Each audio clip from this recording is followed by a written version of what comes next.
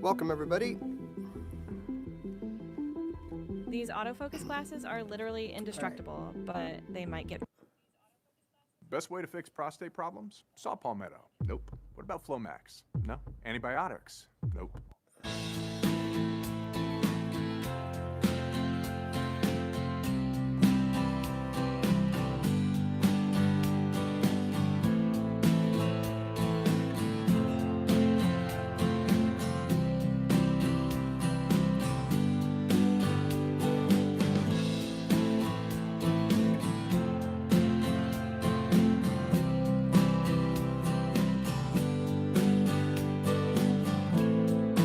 I know what you're thinking.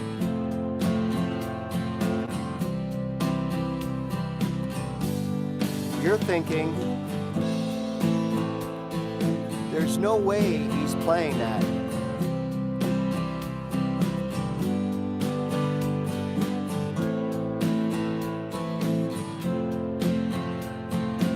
Hey, everybody. Hi, Brian. Hi, David. I know what you're thinking.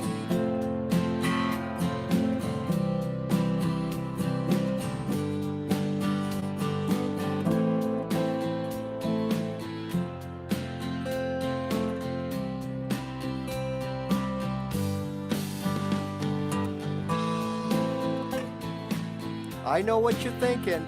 I'm not playing this because it's too good.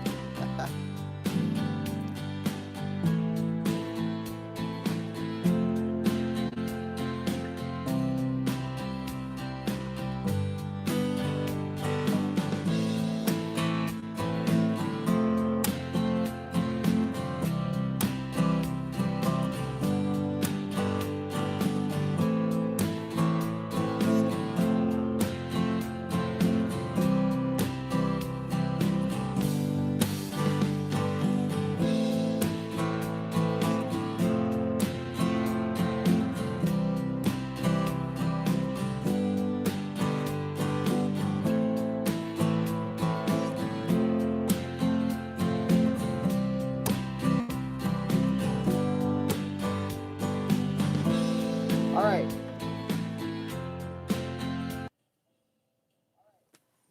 What were we doing there? Let me just get rid of this because it's annoying.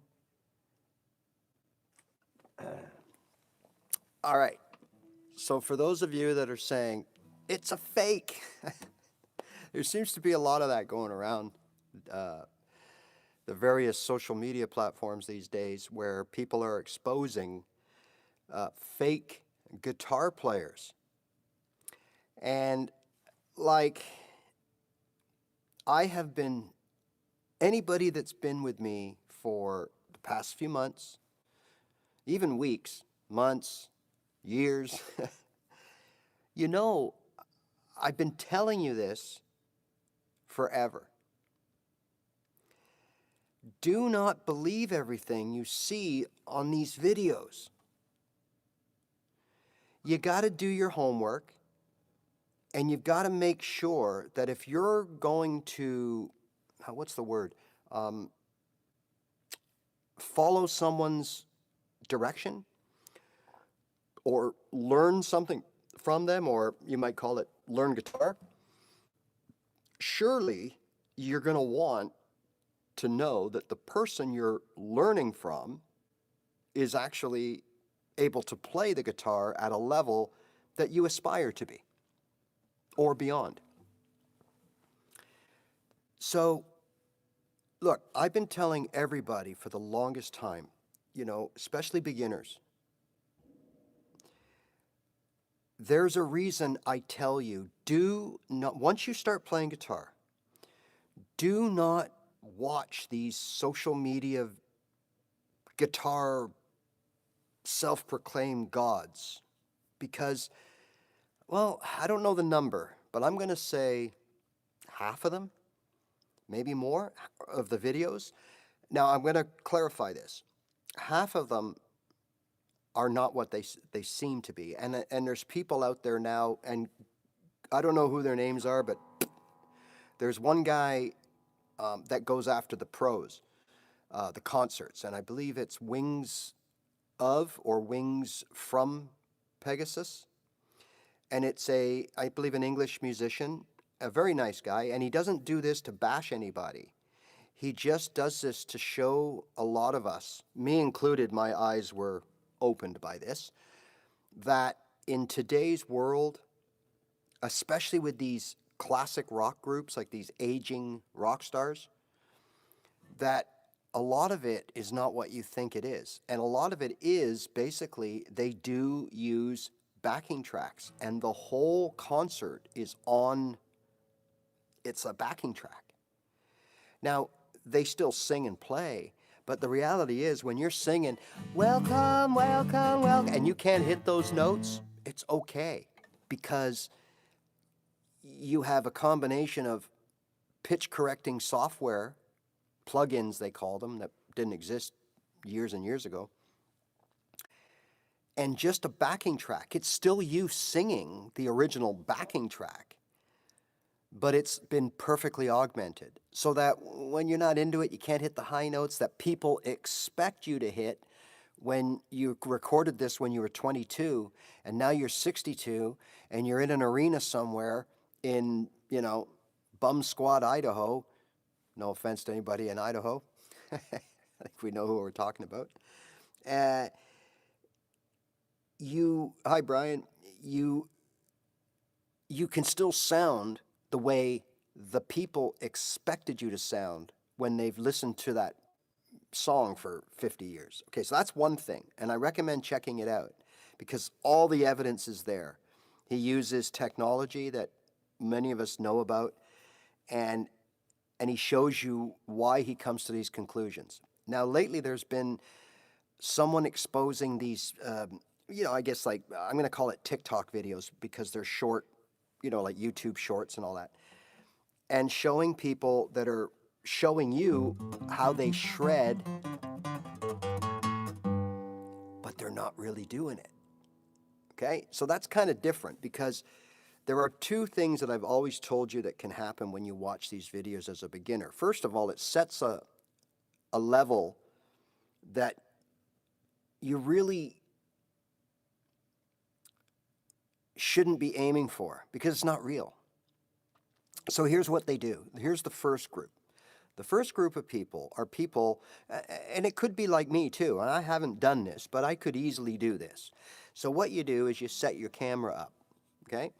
And you say, okay, because I don't teach songs. I don't show you how to play songs. That's just not been my thing. I tried it a couple times, and then I realized that there's more ways people play the song in different keys, so I'm not really helping anybody or like everybody.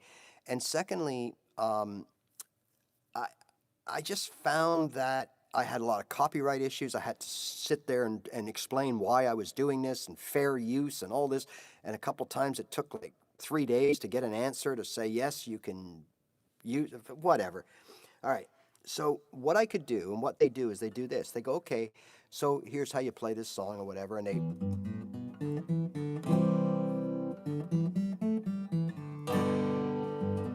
I'm just paraphrasing here with the guitar. They do that. But they do it and record themselves, and they take maybe 20 takes, 10 takes, 15 takes, 40 takes. Even if it's 3 takes, the whole idea of picking up your guitar and playing something is the spontaneity of it. Is like when you go somewhere or you're at a party and someone says, oh, Ray, we hear you can play some guitar. Can you play us some songs? The reality is you should be able to pick up your guitar, no matter how simplistic the song is, and you should be able to start playing it. Now, are you rusty at first? Yeah, probably. It takes a song, half a song, to get lubed up.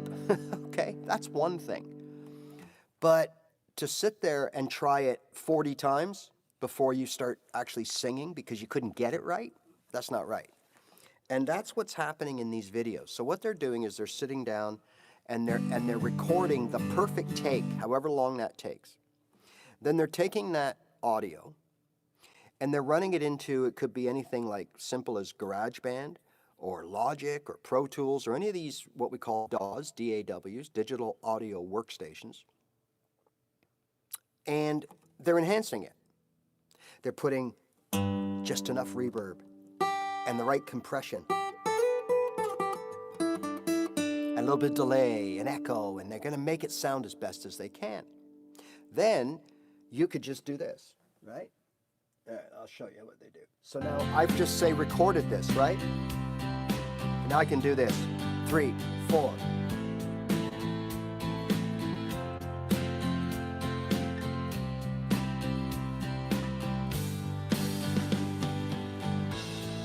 Now, I don't know if you can tell, I'm not playing. And I'm not making a real conscious effort to prove that I'm playing or show you or deceive you. I'm just showing you how easy it is so that when I film the video, I've got perfect audio going on. And you're gonna think, wow, this guy sounds amazing. Now in this case, there's drummers and so you obviously know that there's something going on, but it doesn't have to be. I just use this as a spur of the moment. I didn't plan this. Spur of the moment address here. And the reality is I don't have to play anything. And I can make you feel, wow, this guy's really good. And more importantly, I suck. That's what you think. That's what I used to think. When I used to watch these videos of these kids and girls and grandmothers or whatever, and they're playing all this, I go, oh my God, have I ever got, years to go? I'm never going to be this good, as good as them, okay? That's just terrible. So that's why I always tell all beginners, because I did it too. That's why I quit twice. I played for a year and got to a point where I didn't think, well, I knew I didn't sound as good as the people I'm watching. So eventually I just figured, okay, this is something I'm in over my head. This is as far and as good as I can ever get with no formal musical training. I'm 50 years old. I've never played music before. This is going nowhere. I'm just going to give up, right? And that's what happened to me. I didn't realize, looking back, that most of these people that I'm watching, they can't play like that either.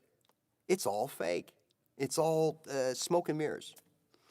And of course, then we got the other types that are being exposed now, which are literally stealing other people's work. So how that works is, all right, so I'm just a guy, which is what I am, and I'm better than what I am, and I want to show, rightly so, I want to show people what I can do with the guitar.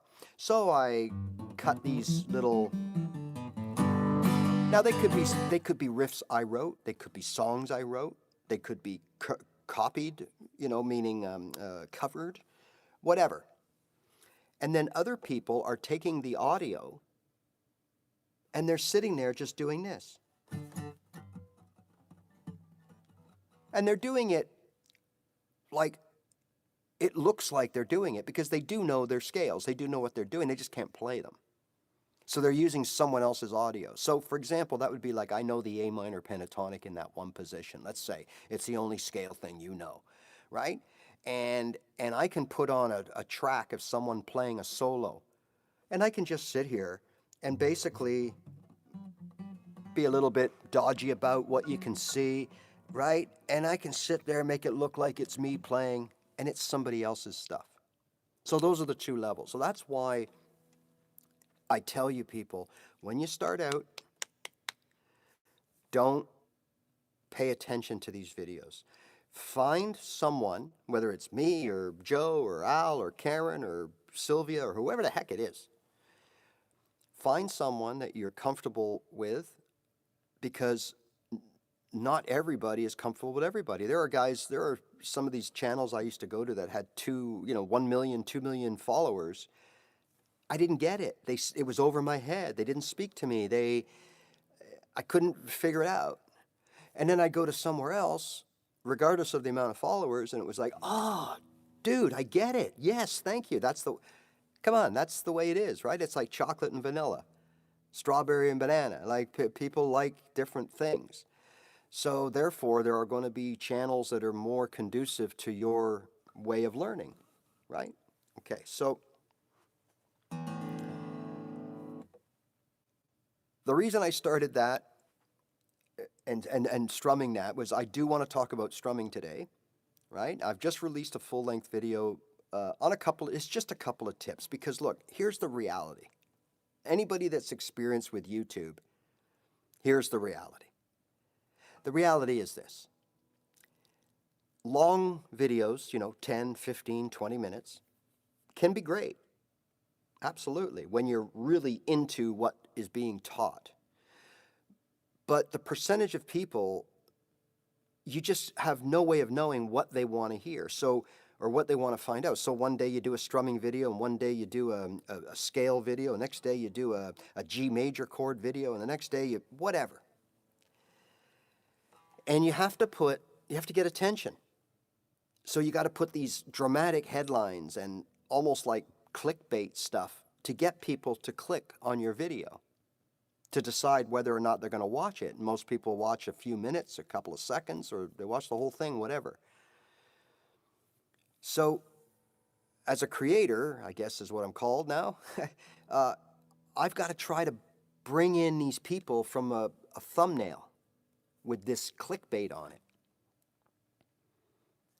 So that's why what I do instead is I just every day, maybe 5 days a week, I just post a short video on tips and things. And then I come live here and I give you people a chance to answer or ask any questions you may have. And, I'll do a full lesson, which we're going to do now. And, I kind of think you follow me for that kind of stuff. So now I'm giving it to you 3, 4, 5 times a day or a week in short little snips that you can rewatch over and over.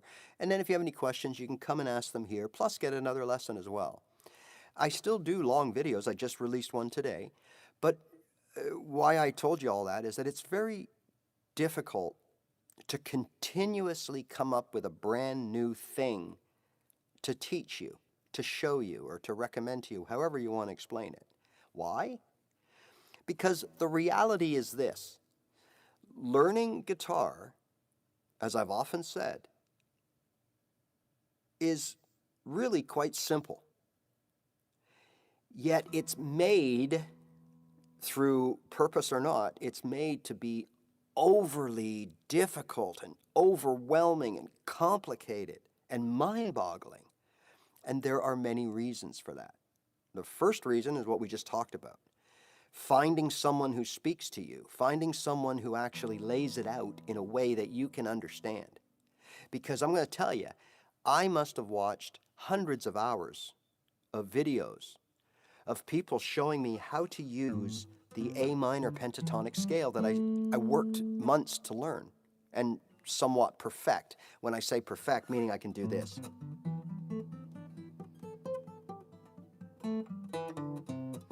Right? That's what I really mean, okay? I'm not playing any music, and I'm actually playing 4 scales, 1 octave, 2 octaves, 2 octaves again, and then back to the 1 octave. I'm playing it 4 times, right? So, the thing you got to remember is there's only so much that you need to know as a first 6 months into your guitar journey. And that's the trick to learning guitar. That's what's going to make it easy or not for you. Because I did the whole watch the social media thing, buy the books and the DVDs, because that's what was available when I started out, and do all that. And learn about degrees and intervals and scales and roots and flats and sharps and bar chords and power chords and triads and dyads and all this stuff. It's like saying, and I say this all the time, it's like saying, okay, I'm going to go to a Chinese restaurant, but I don't want the menu. I don't want to have to learn Chinese to be able to order my dinner. I want to be able to drive a car, which I've been doing for 45 years. But I don't know how the engine works, and I don't need to know how the engine works. I just need to know where to put the key, what those 2 pedals do, and how to fill it up with gas. And for the most part, that's all I need. If something goes wrong, I take it to a guy who knows what he's doing. But I know how to drive. And because I've been driving 45 years, does that mean that I'm a professional driver? No, probably not. Does that mean I'm a professional race car driver? No, not at all. You see my point here? Okay? So we can play our guitar for 20 years and never be a professional and never know all there is to know about playing the guitar. But boy, can we sit down for an hour or 2 hours and entertain people and play 30, 40 songs and get people singing. Or we can come home from work after a hard day and just sit there and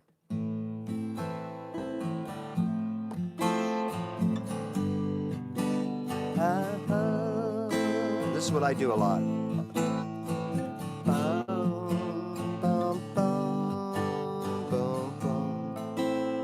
I find it soothing, I find it rewarding, I find it relaxing, I find it satisfying, right? Just to sit here.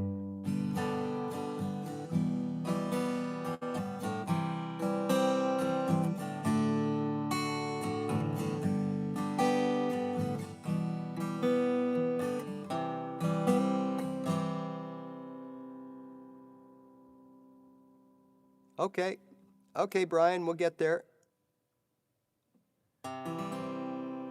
All right, Brian. Yeah, okay. Yeah, that's actually a pretty good question. And I'll get there in 1 second, going from E to B7. All right, so before we do that, I just want to, again, just finish what we should be thinking about as beginners. Now, the reason I don't post, all these long form videos, because again, there's only so much as a beginner, because that's what I cater to. Getting you started playing at least a basic version of a song as soon as possible. Now, that as soon as possible is up to you. But ideally, 3 months, which isn't very much. It'll fly by. But more probably a little longer than that, where you can actually sit down and go, in basic form, Mama, take this badge from me.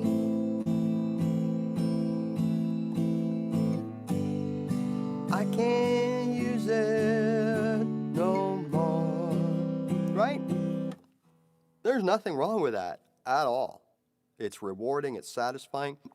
That sounds pretty good. I got the hiccup, sorry. But it's basic, right? But that's it. Now, what I tell you to do constantly, you beginners, is you learn your 3 chords from the same key. As little as 2 chords, if that's all you want to do right now, and all you can do right now, will be just fine. And when you take those 2 chords, and I've shown you some examples lately about 2 easy chords to change, so you don't have to really worry about it, because you're going to find that learning guitar, as I always tell you, it's like learning to be a juggler. You've got to train all of your senses. Now, the 4 that I'm talking about are touch, hands, coordination, hand-eye coordination with touch and feel, hands, left hand, right hand. Ear tells you when you're sounding good and when you're sounding not good. And your brain, not yet as a beginner, it doesn't play in, because right now your brain is hyped to one thing at a time, because that's all we can do. We're learning to juggle. We're learning to play guitar. We got all these things that we got to do, but we can't do that. We can't right now worry about the fingering of our chords going from one to the other, thinking about keeping our downstrokes the same apart.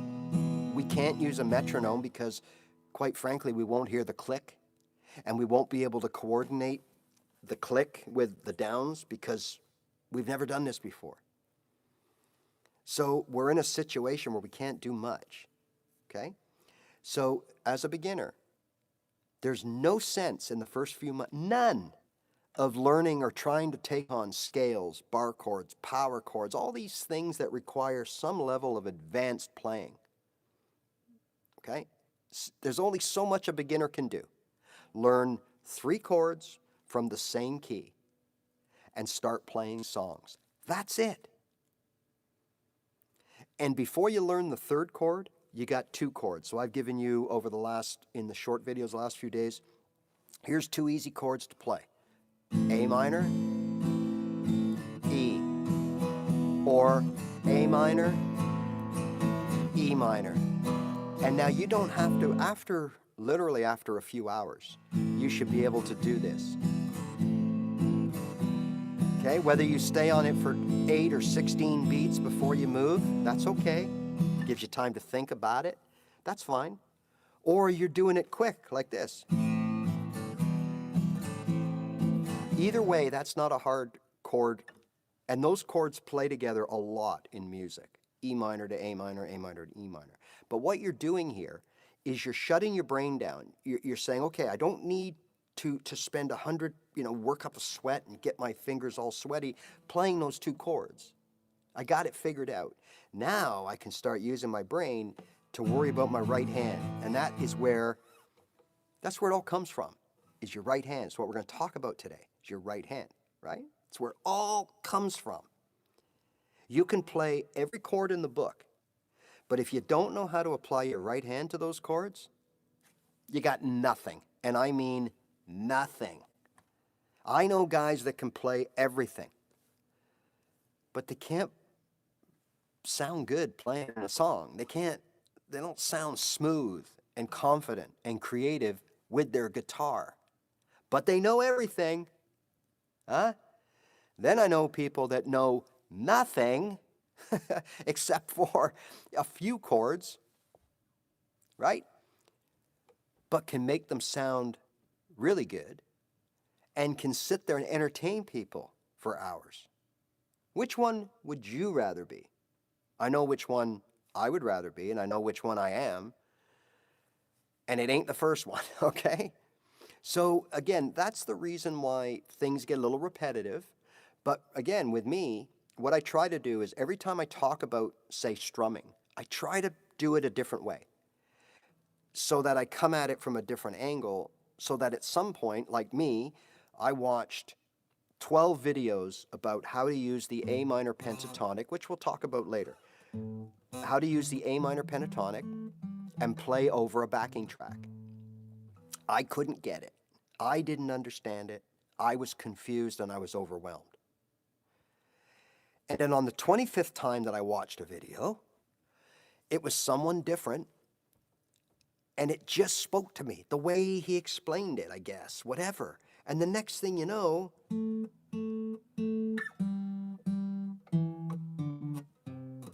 I'm playing the A minor pentatonic over a backing track.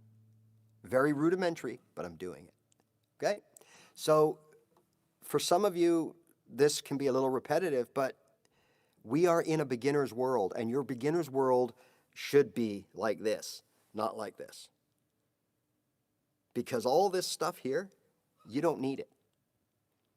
It's just going to bog you down. Because just like a juggler, think of this, you have to be able, let's say you juggle flaming bowling pins. You have to be able to literally talk on the phone, order pizza, talk to your friend, make a drink, while you are juggling 2 bowling pins. That's it, 2. And only then can you then think about expanding that to 3. When you're learning guitar, you have to be able to play the most basic open chords, preferably 2 or 3 of them, before you can do anything else. Because playing those chords is more than just playing those chords. It's showing and teaching you and instilling in you a sense of timing, even though you're not using a metronome. You're trying your best to keep those downs equal amounts apart. That's all you can do right now, and that's very important, right? You're trying your best to do a nice smooth transition from one chord to another,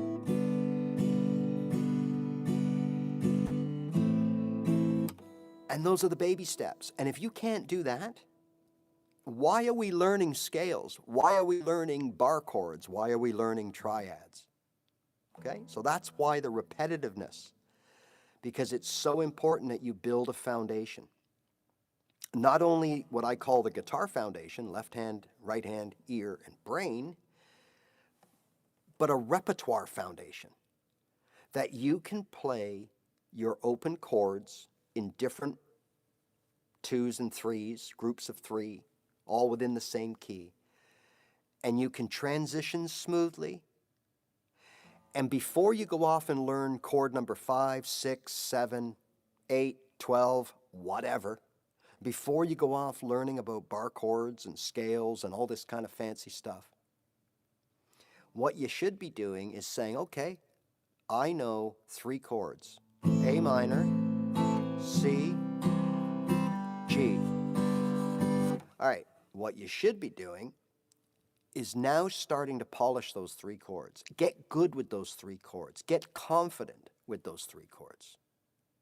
Make music and songs with those 3 chords, which leads me into one more point before I get to you, David, with your E to B7.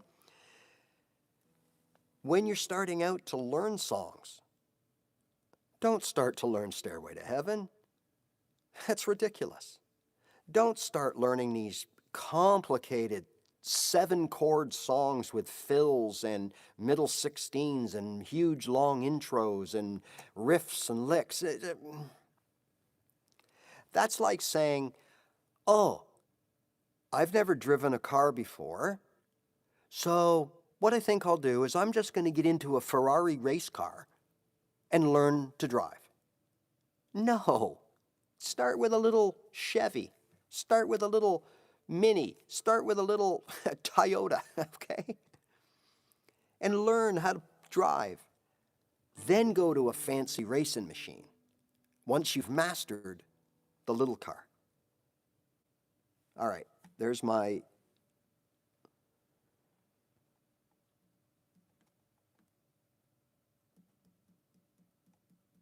All right, I got my messages coming up. That's why I'm looking to the side a lot here. Hi, Kevin. How are you?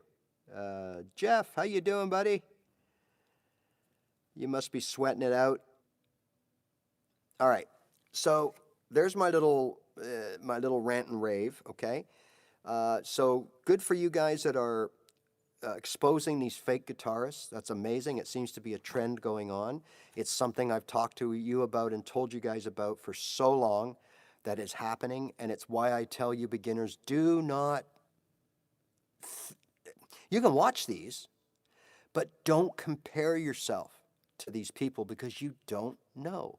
And I'm going to tell you, most of you out there that have been playing a few months or more, a year, a 2, you're fluttering around, you're this, you're that.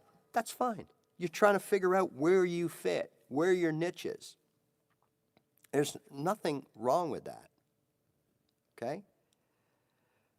But just remember, keep things simple. Take what you're good at. Of all those things you've done in the last year or 2, strip it down. Make a list of things that you enjoy playing and what you think you're good at. Because I'm going to tell you, most of you out there are better than you think you are. I hear all these comments, oh, Ray, can you help me with this? I suck. Oh, Ray, I suck at strumming. Oh, Ray, I suck at the E chord. Oh, Ray, I suck at the whatever. And then I can watch you play and go, you don't suck at all, but you know what I mean? Like, so a lot of us, me included, and even today, I still have self-doubt. And I'm about as comfortable with a guitar in my hand as I am with a knife and fork. And I have self-doubt. Okay? It's one thing to compare yourself to a better person and strive to get to that goal. That's not really what I'm talking about. That's healthy. But when it becomes, oh my God, look what that person can do, and I suck. I don't sound like that. Now we're back to that, what I was just telling you about, because you don't know if that's real and what they've used to sound that good, okay? So there is a difference. All right, so let's deal with Brian, I believe it was. going to play Blue Eyes Crying, but I'm struggling getting the E to B7 chord change. Okay. All right, I'm not 100% familiar with, I'm not, I don't know how to play that song. I'd have to look up the chords. And I don't want to, kind of bore people that aren't interested by doing that. But the first thing I would do, okay, there are two ways to approach a song. One, I want to nail it exactly like the record. That's difficult, but can be done. And the other version is I want to make this my own. So it doesn't have to sound exactly, but I'm gonna put my own spin on it, but it'll still sound like the song. There's a big difference. So the reason I mention that is the first thing I would think about is the weak chord there probably is your B7. Okay? Because everybody kind of plays an E, everybody learns that E at some point. So the first thing I would do is listen to the song and see if there's something else I can play other than a B7. That's the first thing I would do. Right? For example, E, I think you said it goes from E to B7. So here's my E major. Did you say E major or E7 to B7?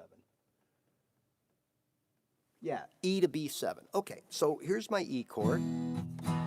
Now I would see, what does that B7 sound like?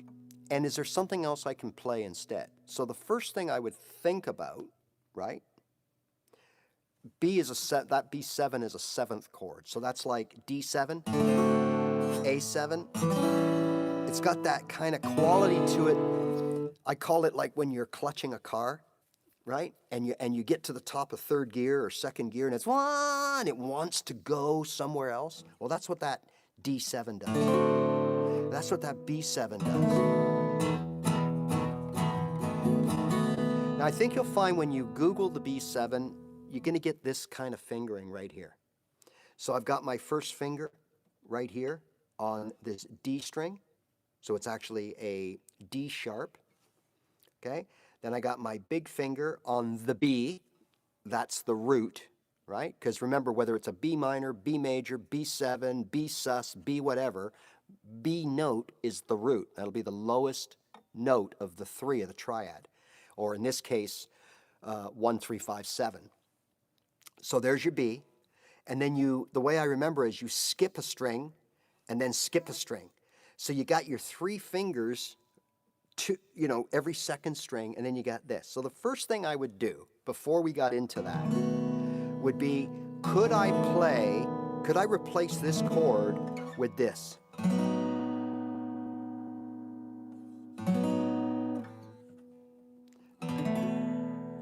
It's not, it's close.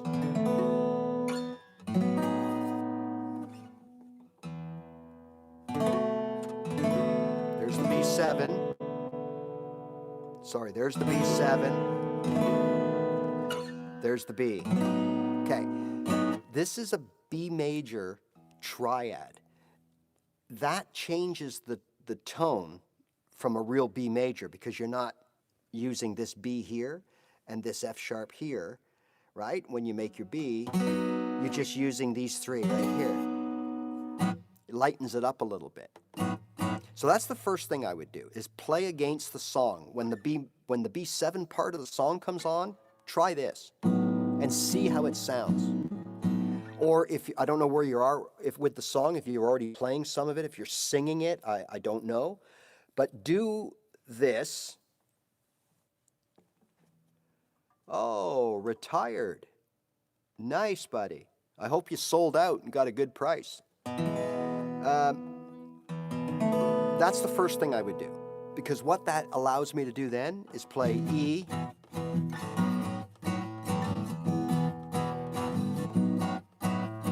E to B major, okay? So that's the first thing I would do, until I could get my head and my fingers around that B7. The next thing I would do is find out if there's another way that I can play the B7, okay? So in this case, what we could do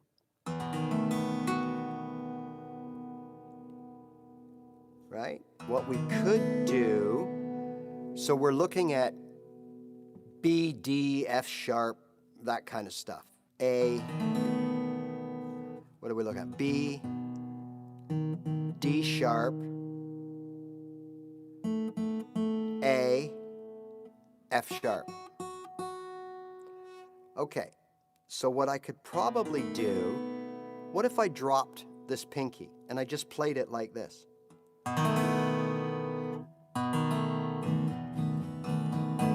So what I'm doing now is I've got my E, there's my E major. If I bring this finger up and this finger down, and I only play, so now I'm playing a B, D sharp, A.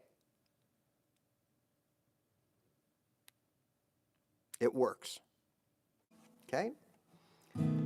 Now, if you want to play this E, you're getting into dangerous territory because now you're replacing the root not only with a different root note, but it doesn't belong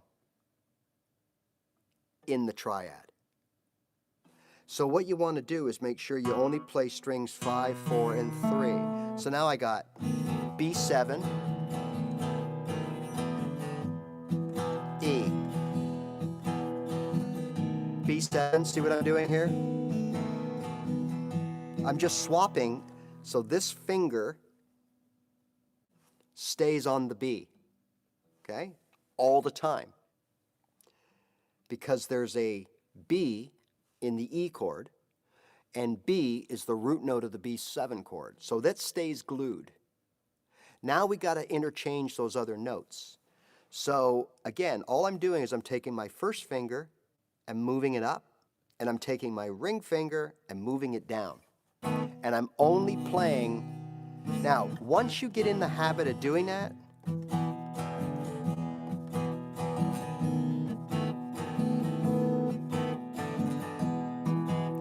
now you can add your pinky later.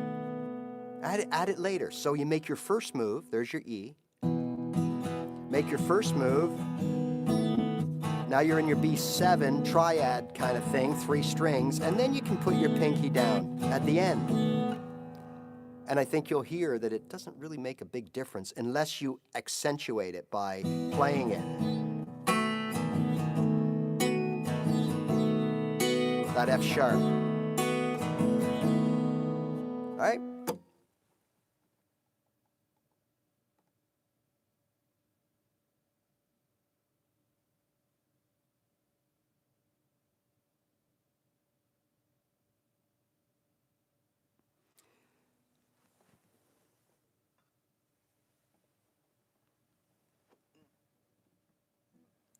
Yeah, yeah, Jeff, it's a sweet feeling.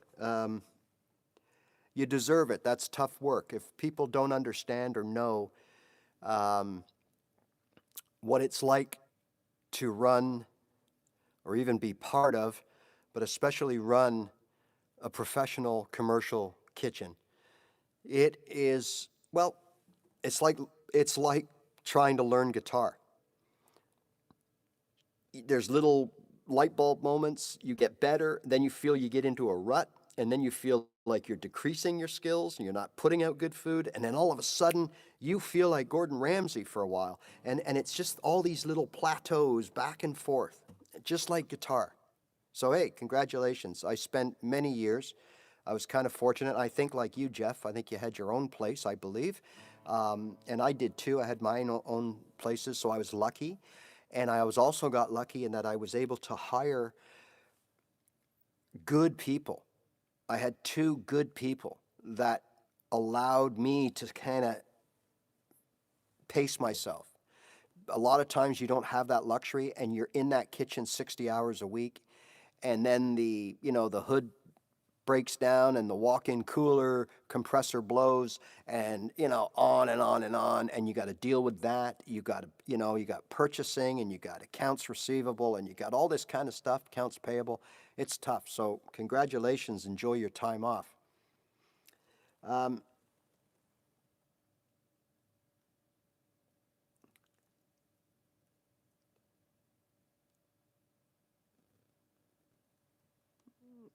E to B7. Leave index and middle as anchor. So index, middle, yeah, that's right. And then the pinky you move, the ring finger you move down. That's right. Yeah, and again, you're right. I'm just saying for simplicity, don't use the pinky right away. Just don't play that. Don't play that string, because if you play it, you're playing an E, not an F sharp, and you actually need that F sharp. But in this case, right, that's how I would start, because I'm not sure the exact issue. If the issue is I can't do it at all, or I want it to sound different, so I'm not really sure. But so you're right, Kevin. E, strumming all the strings, leave this in place, move this up, right? So the B7, you've got to move that, you got to be here for that B7, right? Because you need that D sharp. That D sharp is the important note here. So when we play when we play a major chord, or even a minor chord, we use the notes 1, 3, and 5.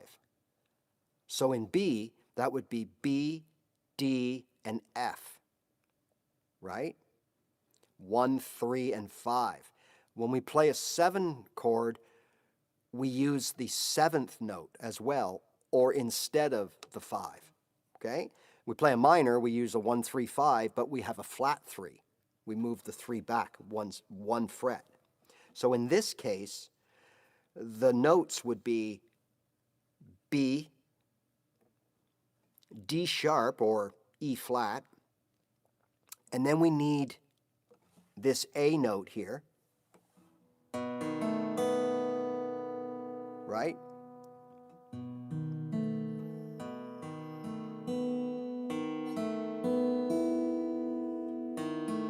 Because that's our 7th note. So by putting the F sharp in here, you know, we can always play the F sharp here with the B, right? We could do this.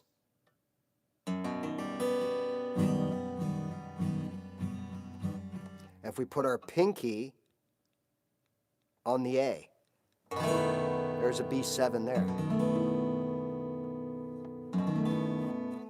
Okay, but I think the first way I showed you, and I think it's what Kevin explained as well, is probably the best way to go, because you've got a natural, easy progression. So from E7, or from E, up 1 with the first finger, down 1 with the ring finger, and then eventually, if you get good enough and quick enough and comfortable enough, you can add that pinky on the F sharp there at the bottom, which is the top.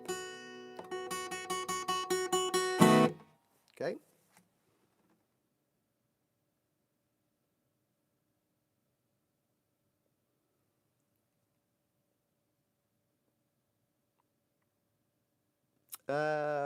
Oh, Willie Nelson, okay.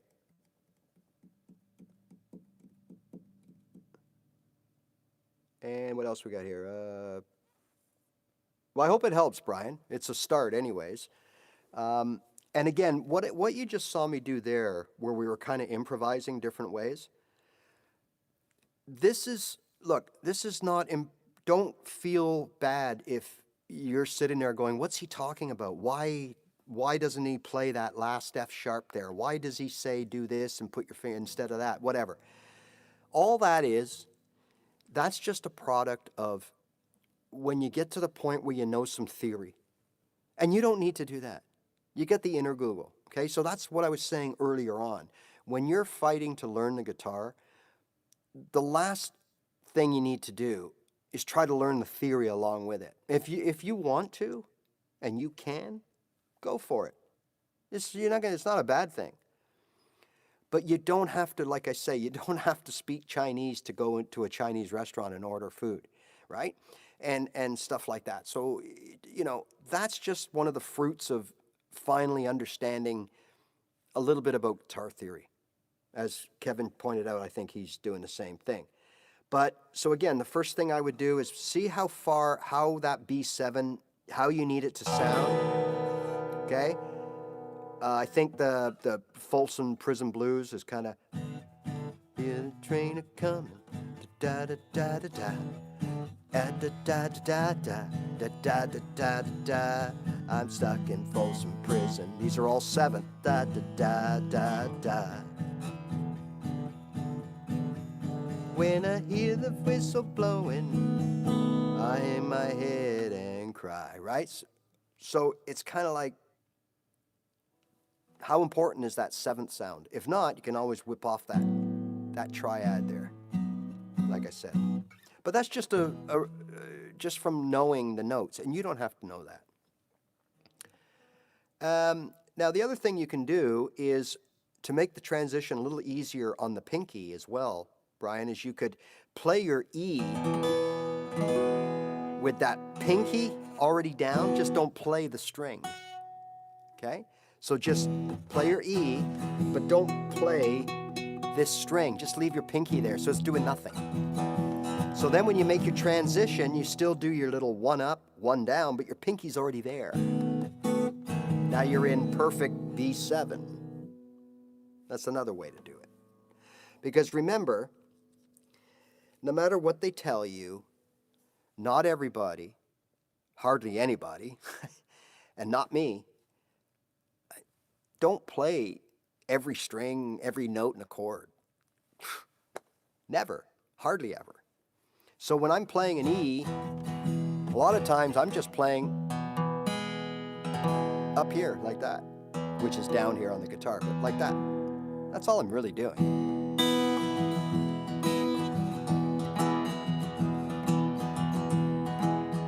That's it. If I'm playing an A, a lot of times I'm just playing those middle strings. Especially on bar chords. I very rarely ever play the whole bar chord. Because, quite frankly, trying to get the underside of your finger to fret those important notes, well, yes, they're important, but they're duplicates in most bar chords.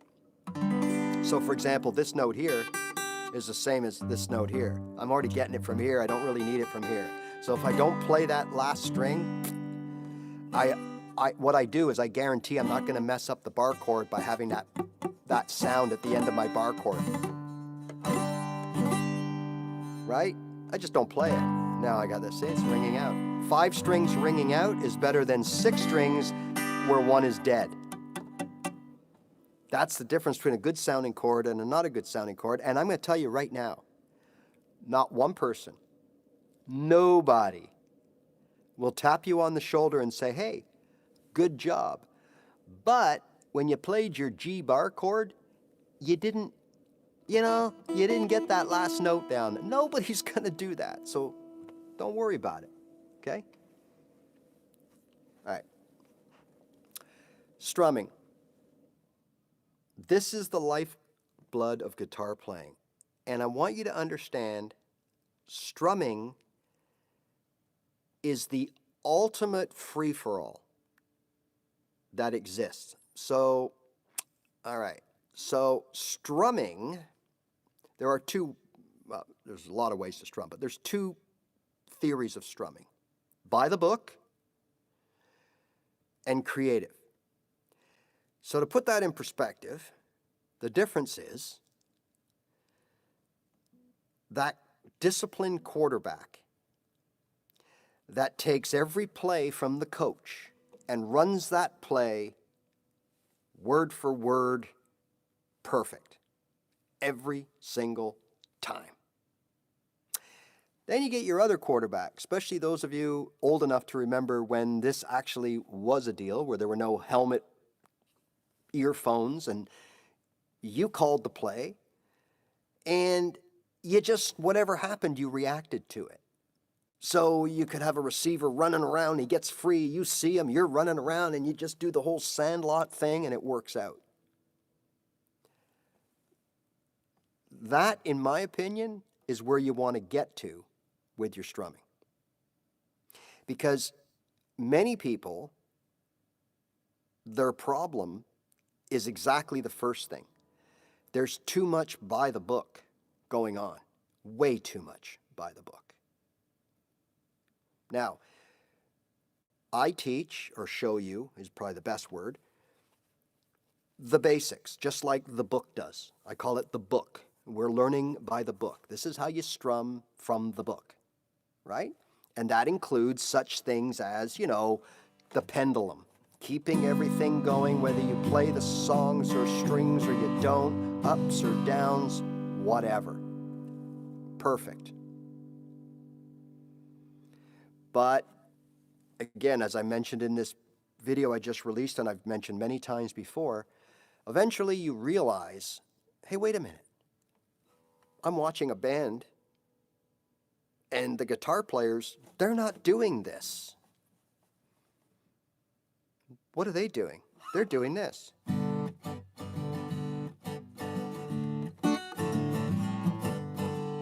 Right? They're doing that. But why aren't they doing this? See? So I started to think about that. Am I missing something here?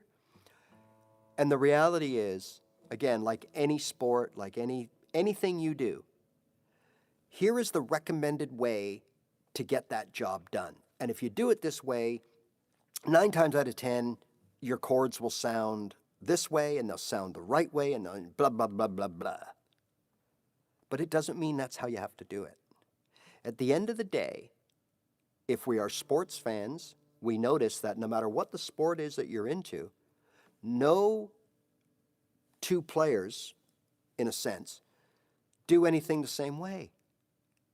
Yet they all achieve the same end result, is making sure, say in baseball, that their bat is completely flat coming through the zone so that you have a better chance of hitting the ball solid. Or as a golfer, the head of their club is perfectly flat and even when they strike the ball. Now, how they did that,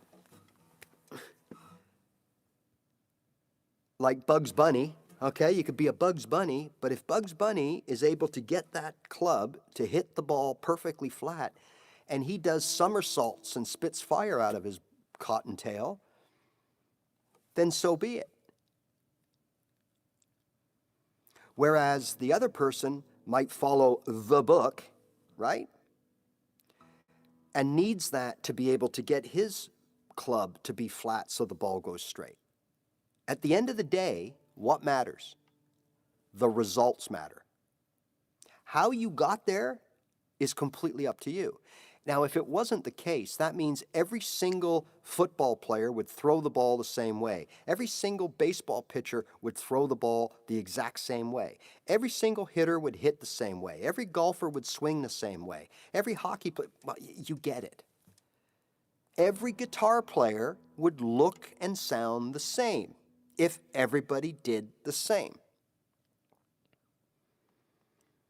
So the result you should be thinking about and trying to achieve is the result in your head that you want from playing those chords, i.e. a song or a chord progression. And how you get that result is really up to you. Don't think you're doing anything wrong. So the first thing I look for when people ask me, hey, watch me play, tell me, first thing I look for, the strumming, the right hand. I want to see what the right hand's doing. I don't care about the left hand. The left hand is a foot soldier, right? It does what it's told, and it does it repetitively. And once you learn to play a C or a D or an E, you're going to play it like that forever. You might play your A differently after a while. Absolutely. There's different ways to finger certain chords. You might play your G this way, and then next thing you know, you're playing your G this way. Yeah, that can change. Right? But other than that, like you're doing the same thing for 30 years. You come back 30 years later, you're still playing a C. Those guys in the 50s played their C like this. They played their G like this. And they played their D like this. And what are we doing now? 80 years later, we're playing our C like this and our D like this. Right? Okay.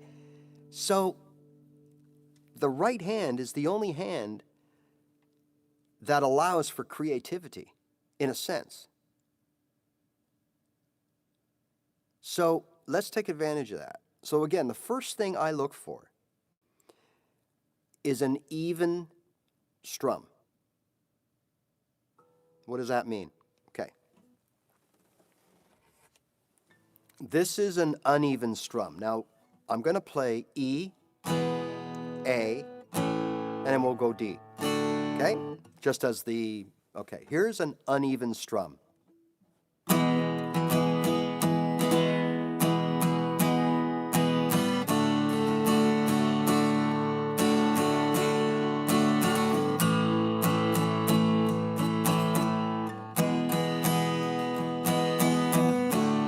Okay, what's wrong with that strum? There's a few things wrong with it. It's very attacky, driving into the strings, because you feel you've only got 1.5 seconds. So you got to do your thing, and then you got to change, and then you got to, and there's no fluidity. Okay, I'm not talking about how hard you strike. I'm talking about the inconsistency of the strike. Right? So that's the first thing I notice, is people jabbing, like stabbing at the strings.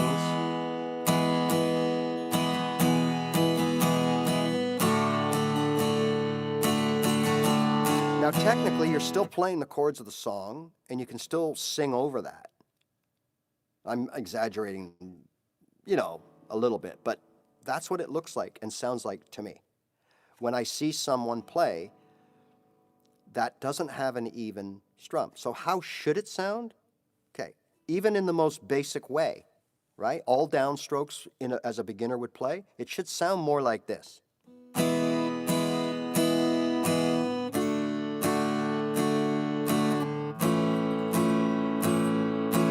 Yeah, you might be harsh.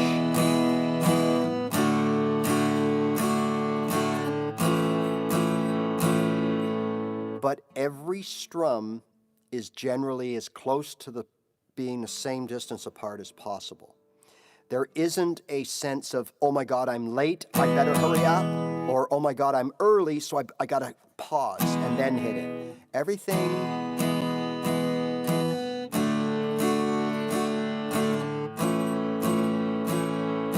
now, if you do this,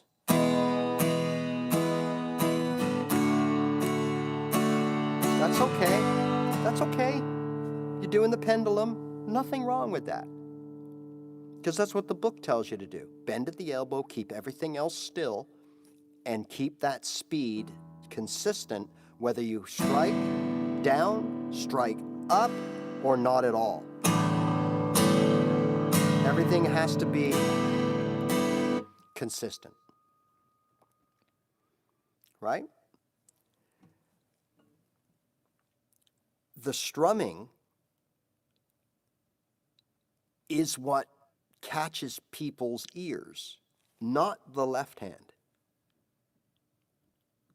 It's how you play the left hand that makes or breaks what you're playing. So once you know that, which I know you do, then you can stress the importance of always working your right hand, challenging your right hand, pushing your right hand. There's nothing to push here. Once you know how to fret those chords and you can change them without looking, I suppose you're always going to get a little better on your left hand, and that'll always make you sound better, but this, a little bit better with this, is better than a lot better changing from a C to a D. This is what captures people's attention. So now I'm playing like this. And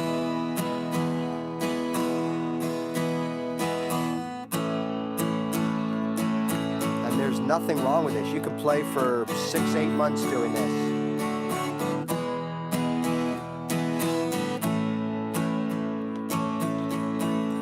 But eventually you'll realize that on some of these chord changes, I got to be quicker with my right hand. The tempo is 160 beats a minute, not 85 or 100.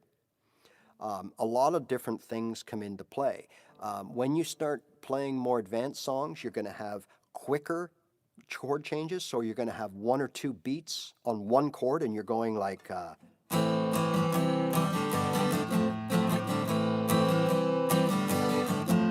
Okay? So if I'm doing that, and I'm trying to do this,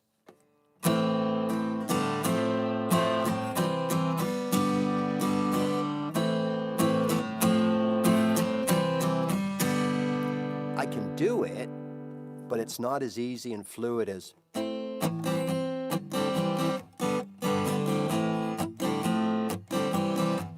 So what was the difference between the two strums? Well, the first strum by the book, I was doing the pendulum from the elbow. Now, two things happen. You lose control of your touch and feel. So you're going to get some really hard strikes because you're coming from a distance, right? And if you're looking at, you need to play at 100 beats a minute, that's great, but you might find that you've got to move your arm faster than 100 beats a minute to get the 100 beats a minute, because you got to go from all the way down here, you're kind of, you're traveling distance. And much like on your left hand, the furthest I have to go, which is why I changed from this G to this G, the furthest I have to go, in this case, if I got to turn my hand all the way around to make a C, I have that much more opportunity to make a mistake. When I switch to my G this way, I could just go C, G. Look, I can't do that. I can't do this accurately and consistently 50 times like I can do this. I could do this all night because I'm traveling less distance. So much like here, the less distance you travel, the more precise, concise, quicker that you can play your chords. And that comes in hand when you're playing songs like this.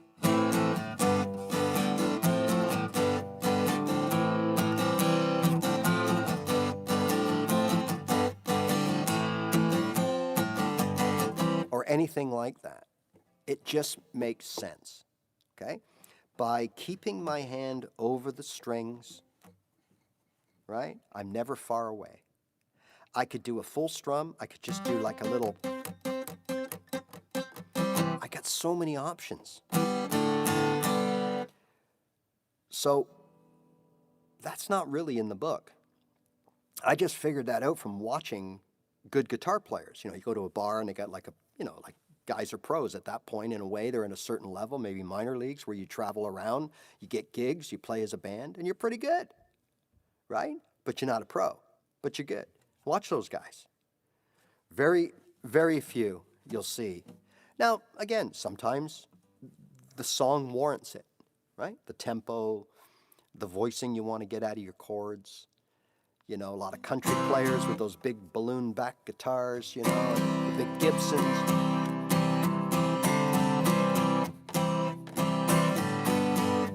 Absolutely. Don't neglect that. Have it in your arsenal, because you will need it one day. But for the most part,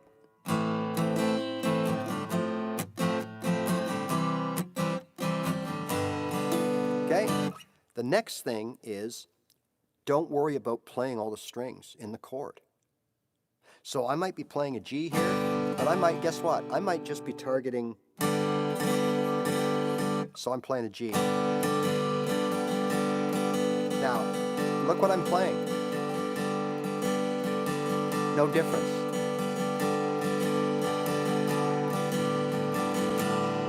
What's going on there? Right?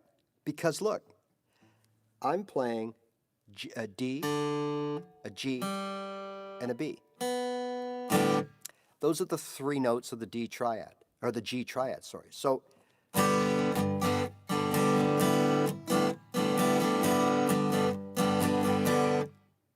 all I need to play is those three notes. I don't need to do that. I can, and I will, but I don't have to. Okay? If I'm playing my D chord, I don't have to play this D string. Right there. Don't have to play that. I could just play.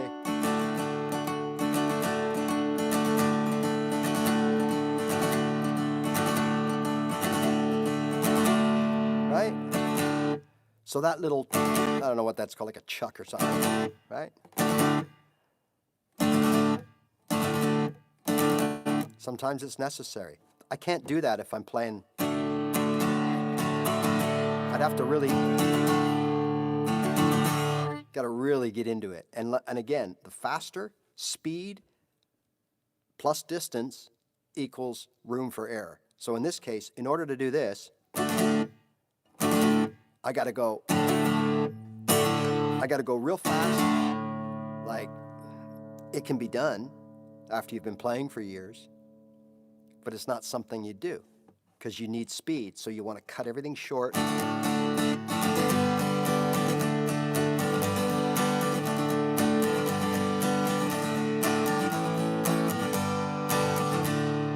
Right? So we're not always playing all the strings, and there's nothing wrong with that. 9 times out of 10, if I'm playing my C, I'm only playing this. 1, 2, 3, maybe that. What am I playing? C, E, G. There's my triad. If I play this note, it's another C. If I go all of them, I'm just adding another E, which I already have here. Not necessary.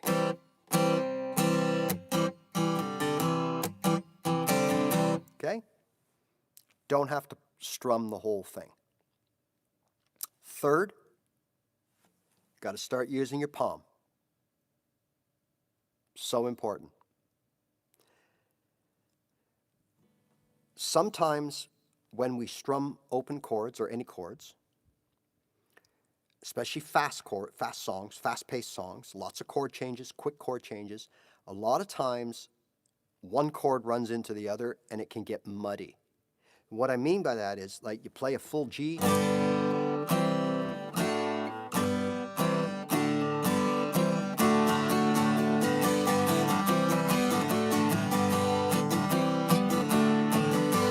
G, C, and D. Nothing wrong with that. It's just, it's a little much. Okay? Whereas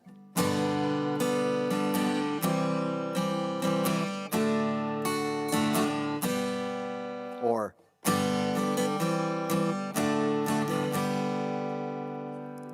it gives a break. So I'm able to hear that? I'm able to cut each chord off, so that gives the second chord a clean start. Okay? You may not hear always the difference right away, but there is a difference. As opposed to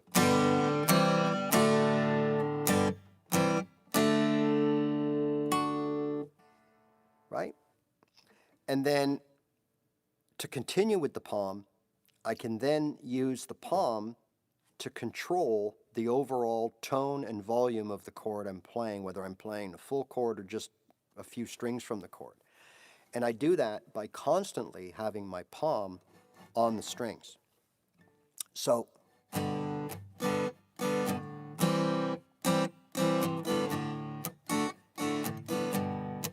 what I'm doing here is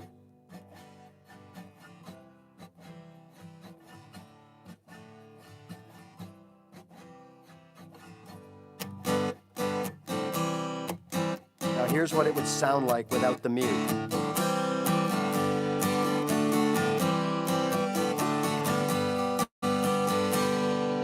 With the mute.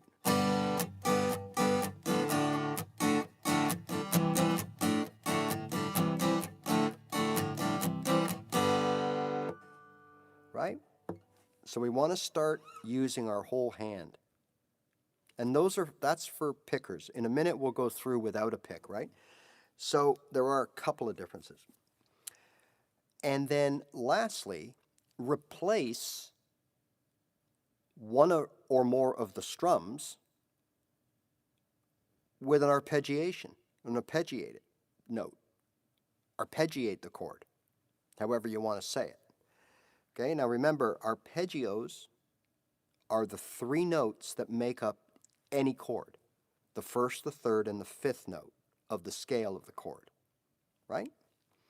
So what I mean by arpeggio or arpeggiate or play the arpeggio of a chord, instead of strumming 1, 2, 3, 4, I could go 1, 2, 3, 4.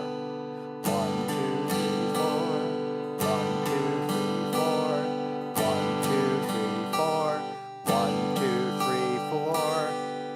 could play any combination of a strum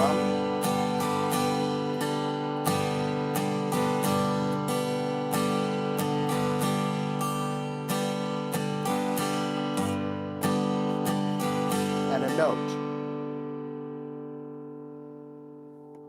Okay, so what am I doing there? Again, every chord is only 3 notes, no matter how it's played. Open, G, 3 notes. Bar chord G, 3 notes. Triad G, 3 notes. That's it. Okay? Now, I know I've done this before, so I'll do it real fast.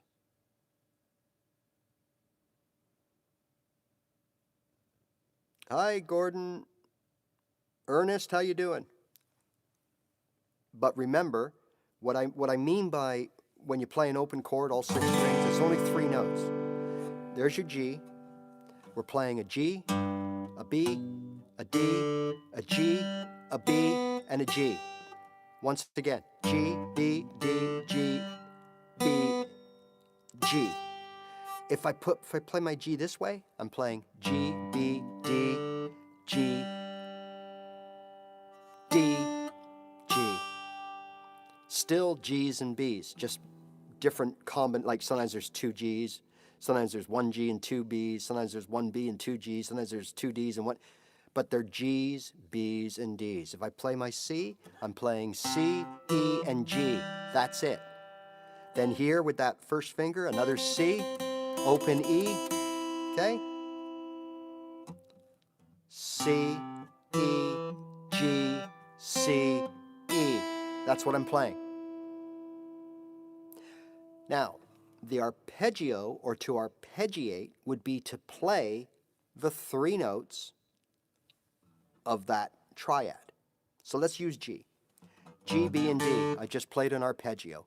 G, B, D. Now, when you Google the arpeggios, it's going to look like a scale. You're going to see G, B, and you're going to see D, and then you might see a G here, and you might see a D here. Okay, and they want you to, well, what they want you to do is you want to play 2 octaves of those 3 notes. So you're playing G, B, D, G, B, D, G, B, D. That's all you're doing. So when you look at it, dots all over, you go, oh my God, that's like a scale. I can't learn that. And that's what an arpeggio is. And you're supposed to play it in order, ascending and descending. So you want to play the low root note, then you go to the 3rd, and then you go to the 5th. Do, do, do, do, do, do. And then you want to be able to play it do, do, do, do, do, do. Great. But you don't ever play them like that. Then you're saying to yourself, Ray, this is fantastic information. However, how do I know? I don't know my fretboard. I don't know where these notes are.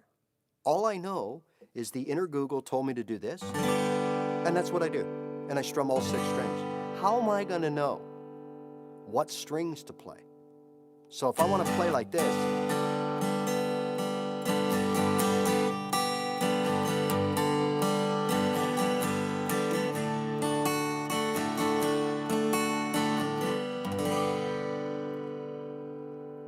how do I know what strings to play?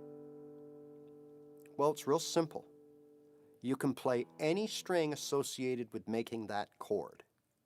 And that means if I'm playing a G, all 6 strings are used in the forming of that G chord. So that means I can play any string on that chord. So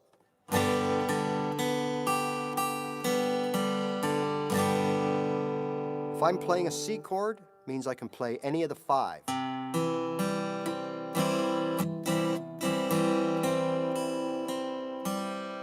If I'm playing a D, I can play any of the 4.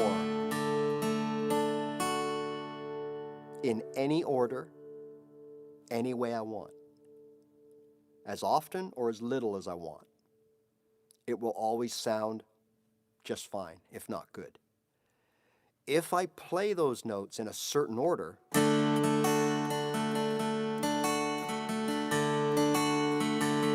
could sound really good.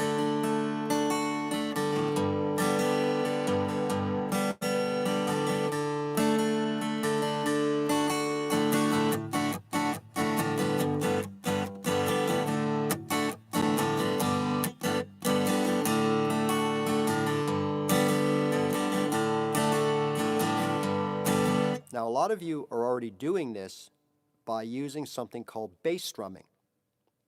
So a bass strum is when we hit the lowest root note, the bass root note of the chord. So if I'm going to play my G major, there's my... If I'm playing C, if I'm playing D, A minor, E,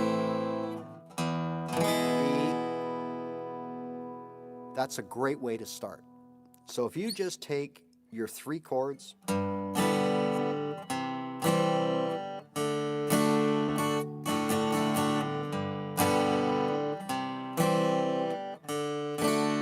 that's a great way to start sprucing up your strumming. Other than that, remember, yes, you can play the whole chord and then you can play individual notes.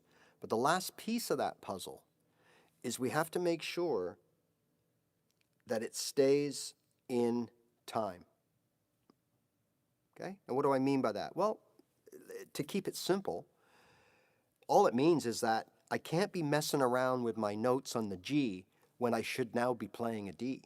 I have to switch like the song.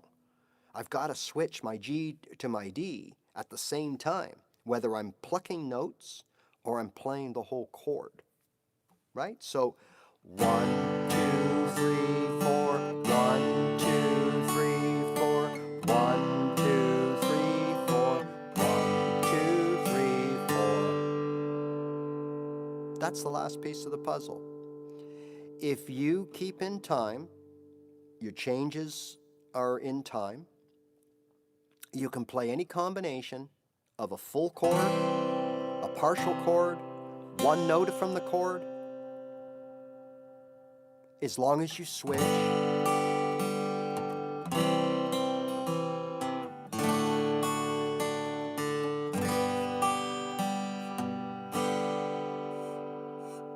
That's it. So if we have A minor,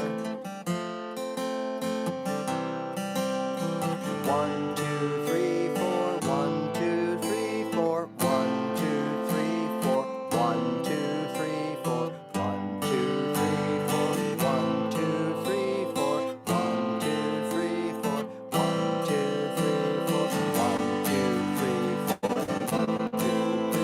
4, 1, 2, 3, 4, 1, 2, 3, 4. I'm not even looking. And it's not because I'm good, not at all. I'm not looking because I don't have to look, because I know any string I play is going to sound just fine, as long as I stick to that rule of only picking the strings that are involved in the chord. You put all those things together that we just talked about over the last 15 minutes, and your strumming is going to go to another level. Because basically, yeah, there are still little things, like little chicka chicks. I think I saw someone boom chicka boom and all that kind of stuff. Hi, Guitar Journey. Yeah,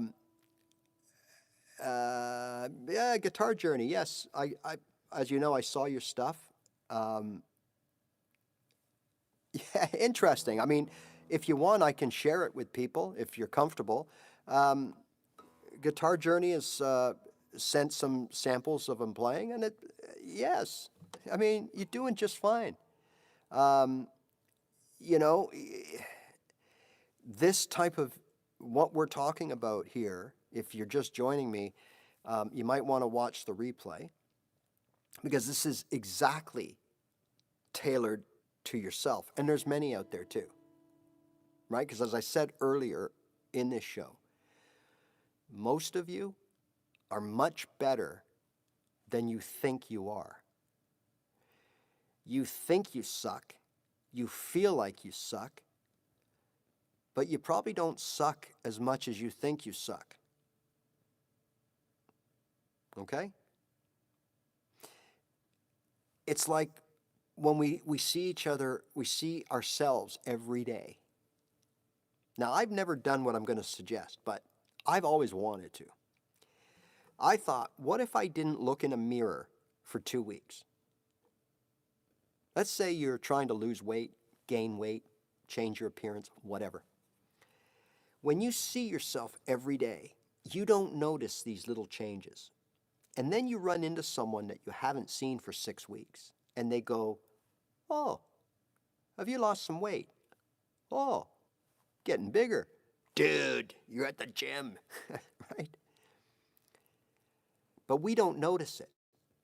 And I'll bet you, for most of you,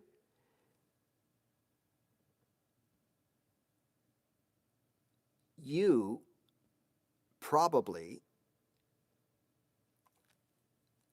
because you hear yourself every day, and it's hard, you can't not hear yourself, you're practicing guitar, you tend to think that you're not getting any better. But really, what you need to do, well, is what Guitar Journey did. And I know some of you do it out there. Record yourself. Just grab your phone, right? And you want to, if you're just putting a, like an iPhone or something up, you want to get it tested out. You want to see the right distance so that, when you're listening, it's not overly, rah. You want to get a nice volume. It might be 5 feet away, 6 feet away, whatever. And give it an honest effort. Date it and save it. And then in a couple of months, 6 weeks, 4 weeks, go back and watch that and compare it to that day. Maybe record yourself again. And if you were to record yourself once a month for a year, that'd be 12 recordings. I guarantee you, from the first recording, which isn't going to be day one, of course, you're going to wait until you can play a basic version of a song or 3 chords on a loop. From that day on to the day you finish in a year, you'll notice a difference. So,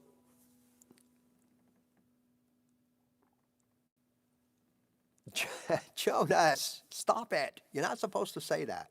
The good thing is that you know it, okay? I don't think you suck. I don't know how long you've been playing, but I can guarantee you don't suck as bad as you think you suck. However, the good part about that is you know it. So that gives you an option to do 2 things. 1, try to consciously get better. Work a little harder, work a little more, right? Fine-tune things. Get it down to just 2 or 3 chords. Never mind all that other stuff. Okay? Give it an honest effort. Or carry on like you just don't give a damn. And there's nothing wrong with that. Because the reality is, I don't know the percentage, okay? Because I just don't know people, like I don't know how many people here, I don't know who you are, all that kind, I don't know where you're at with this. But I'm going to say that the overwhelming majority of us will never be in a position that will need to play our guitar outside of our houses other than friends and friendly gatherings of friendly people that are supportive. I don't think there's a huge majority of us that are going to be sitting playing in bars or coffee shops or bands in big stadiums or arenas or local music halls or whatever. We're just trying to learn the guitar because it's something we've always wanted to do. And it's whatever you want to call it, a lifelong ambition, a bucket list, a whatever. And we just want to do what we talked about earlier in this show, is just sit down. Like, I just find it so relaxing after a nice hard day. I got my chamomile tea. I got my cup of chamomile tea. and I'm sitting outside and the wind is breezing and everything is sounding good.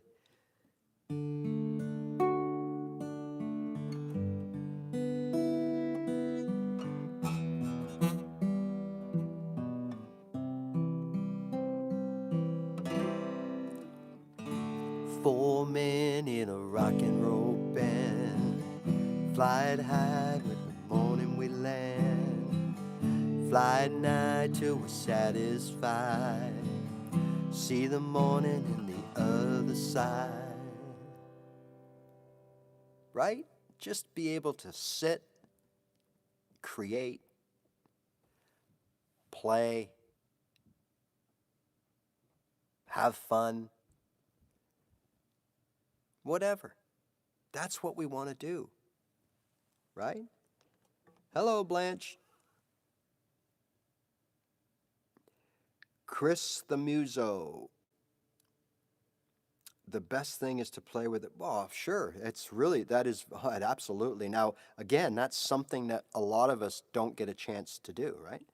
So unless you have a friend or two that are playing guitar, or you have a sibling that's always there, you're in a band or want to be in a band, a lot of us don't have that luxury. I know people that play guitar, but getting together is like pulling teeth. It's like herding cats. Hey, do you want to get together tonight, play guitar? Oh, I got this going on. I got this thing. Okay, how about tomorrow? No, I got this. So, but yeah, I got no Wednesdays out for me because I got. And it's hard to get together with other people. But you're absolutely right. There comes a point in your journey when you've learned your chords and you've played the songs that you want to learn. But it isn't until you sit down with another musician, either guitar or piano or something that's playing chords, that you truly understand a lot of the stuff that we always talk about, like don't overplay, don't strum one, like break up your strumming, play some notes with your strumming, right? Don't play every strum of every chord and all that. And it's not until you actually play with other people that you realize how important that is, okay? So what you can do to simulate that is this, right? This is a band. So this is called My Backing Track. It's a channel on YouTube. One of the channels I use is in my description of this video, but this isn't the one, but this is called My Backing Track. And it's on YouTube. They got some really good stuff. So in a way, I'm in a band now, okay?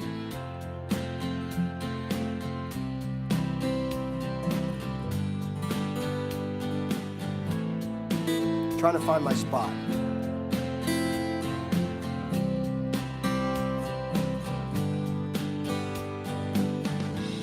Right? And that's as close as you can get. And if you're wondering what I'm doing here, well, I'm doing whatever I think I need to do to fit in, not step on anyone's toes, and not sound out of whack.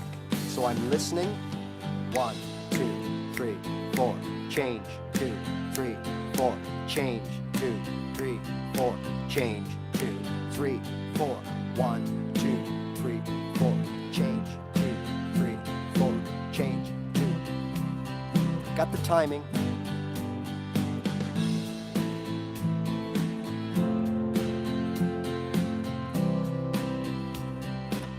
Not playing all the things.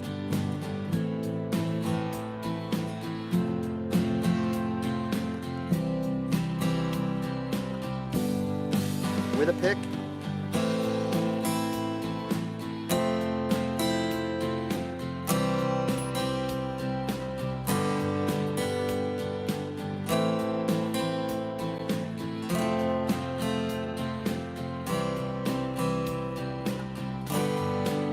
Here's a perfect example of what we were talking about. play the chord, then just play any string from the strings of the chord, the arpeggio. Okay?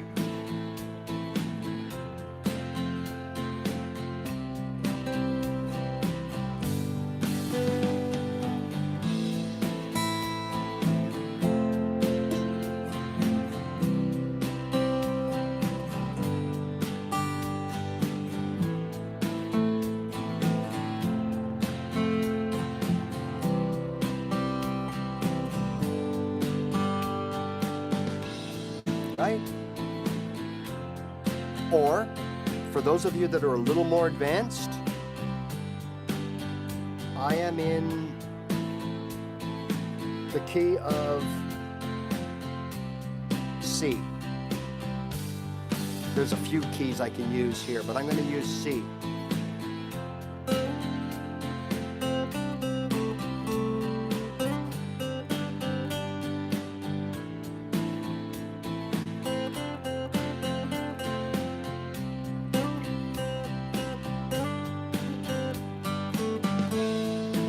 I can play little riffs.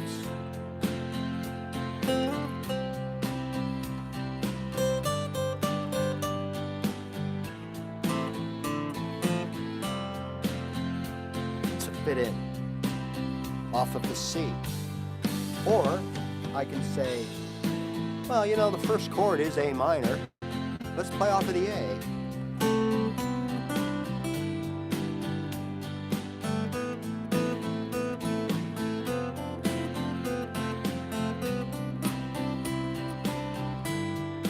Right?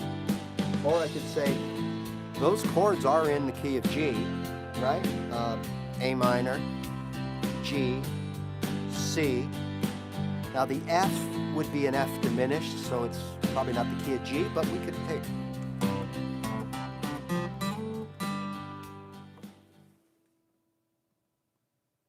Clip B.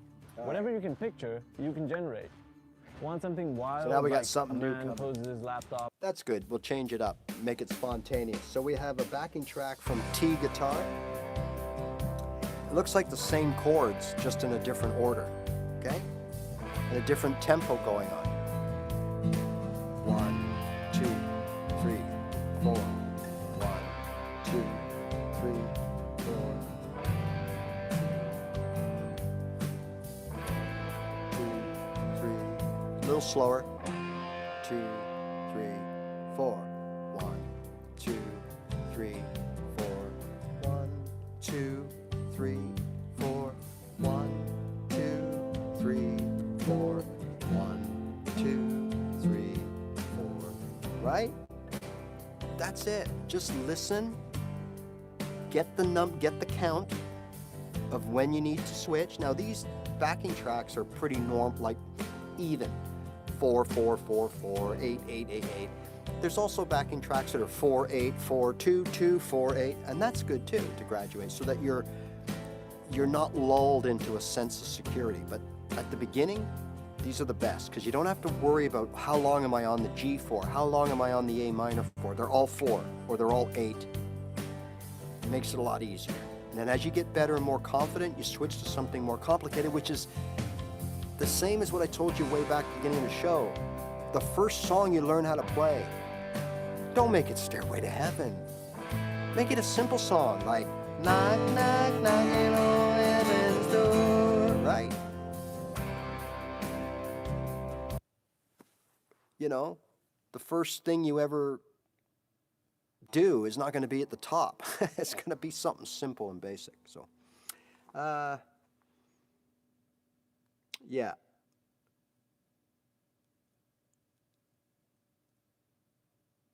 Okay, Jonas. Yeah, that's okay.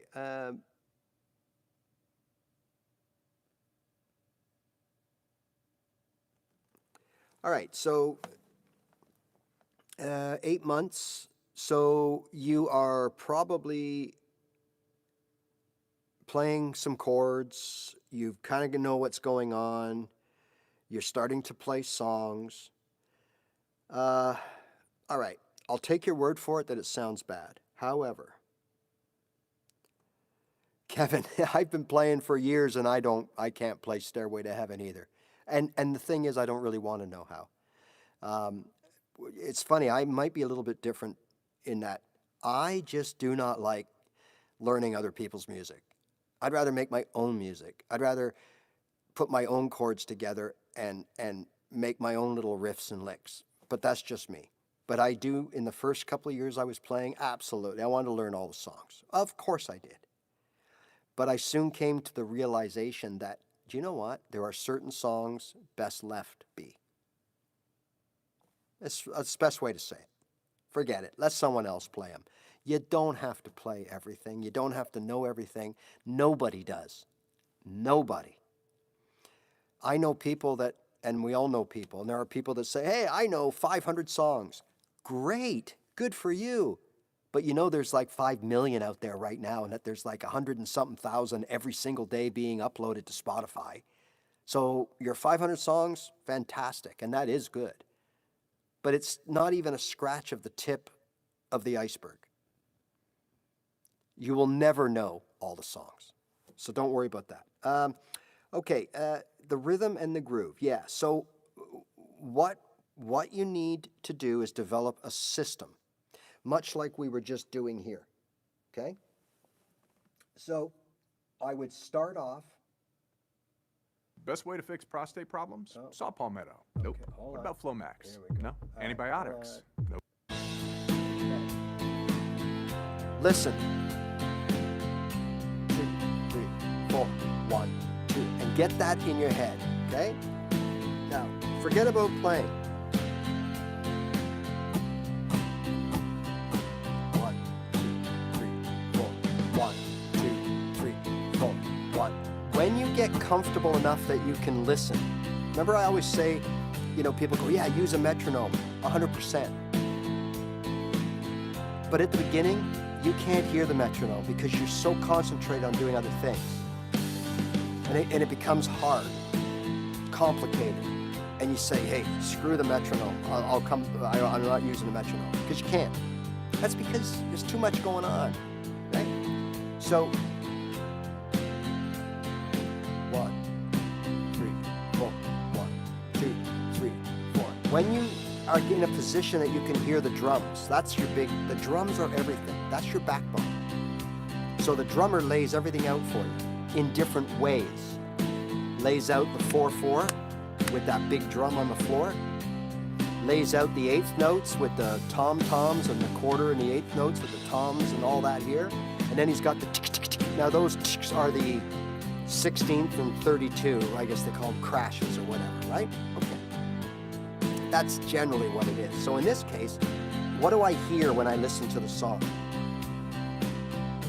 Boom, boom, boom. Forget all that. That's just a lead up to the boom, boom, boom, right? Boom, boom, boom, boom. There's your beat.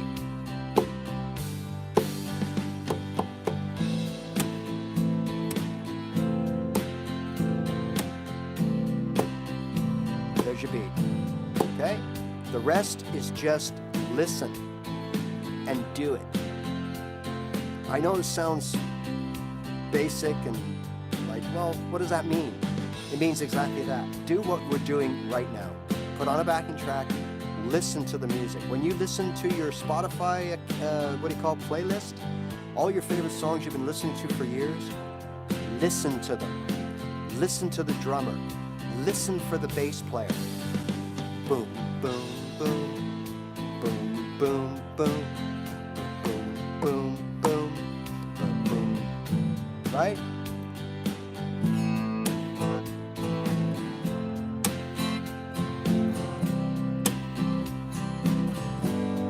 Start by accentuating that, put an accent on that first strum.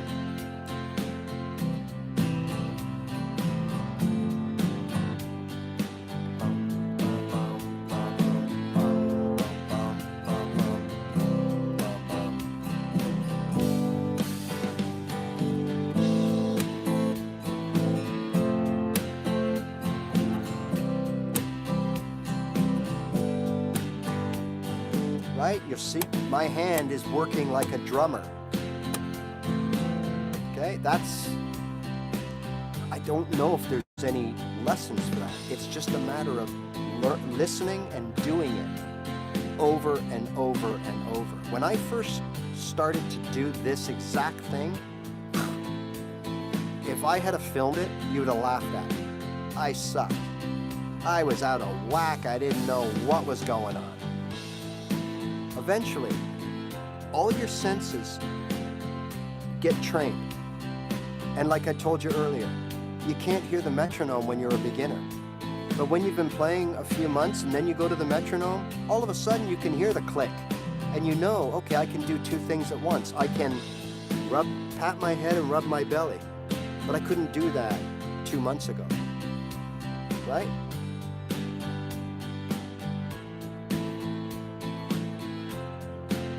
Nice.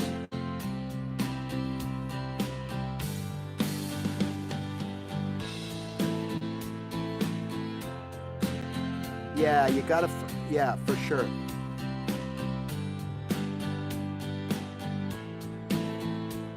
Yeah, so again, part of the thing here is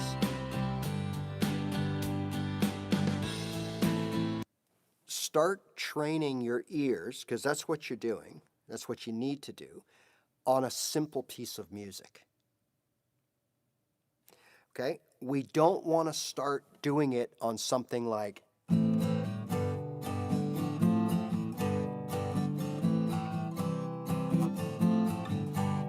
as easy as may be to some people, it's too much too fast. We want to get a backing track that has a nice, easy, even tempo, right? 1, 2, 3, 4. 1, 2, 3, 4. Right?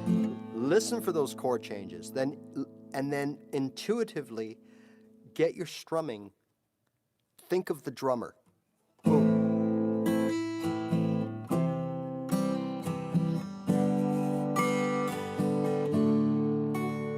Right? Start by accentuating and hammering and pounding that first chord, the first strum of the first chord after the change, right? So 1, 2, 3, 4. 1, 2, 3, 4. That sets that chord apart and creates rhythm, creates a bit of a groove, and then build on it from there. Now, some of you have noticed that I don't use a pick.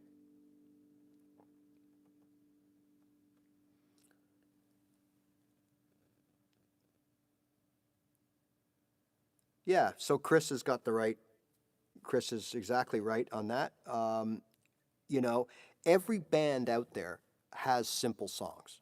Yes, some of them have really complicated songs with fast chord changes. You'll get there. But whoever your favorites are, search their catalog and they will have a simple 4/4, 3-chord song somewhere, or 4-chord song somewhere. Ideally, when you're starting out, you want to find songs that have no more than 4 chords, all from the same key, and you'd like them to be even. Every chord has the same amount of beats in it, and most of the songs out there are 4/4 time signature. That means there's 4 beats to a bar, and then how many bars are in the song. So for example, this thing we're listening to now is straight up 4/4, and there are 1 bar per chord. So 1, 2, 3, 4. 4 equal strums. That's the first bar, and there's only 1 bar per chord. 1, 2, 3, 4. 1, 2, 3, 4. Okay. The other ones you want to watch for, and even better off at first, are the 8-bar ones. So 1, 2, 3, 4, 5, 6, 7, 8. 1, 2. This allows you to gather yourself. Think, get your brain involved, and start thinking, okay, I'm on the A minor, I got 4 more, and then I got to go to the F. 1, 2, 3, 4. 1, 2, 3, 4. 1, 2. now I've got that down. Now I got time to think about the next one, right? And go from there. Keep it simple. And at the very most, just try to do something on that first strum of each chord that sets it apart.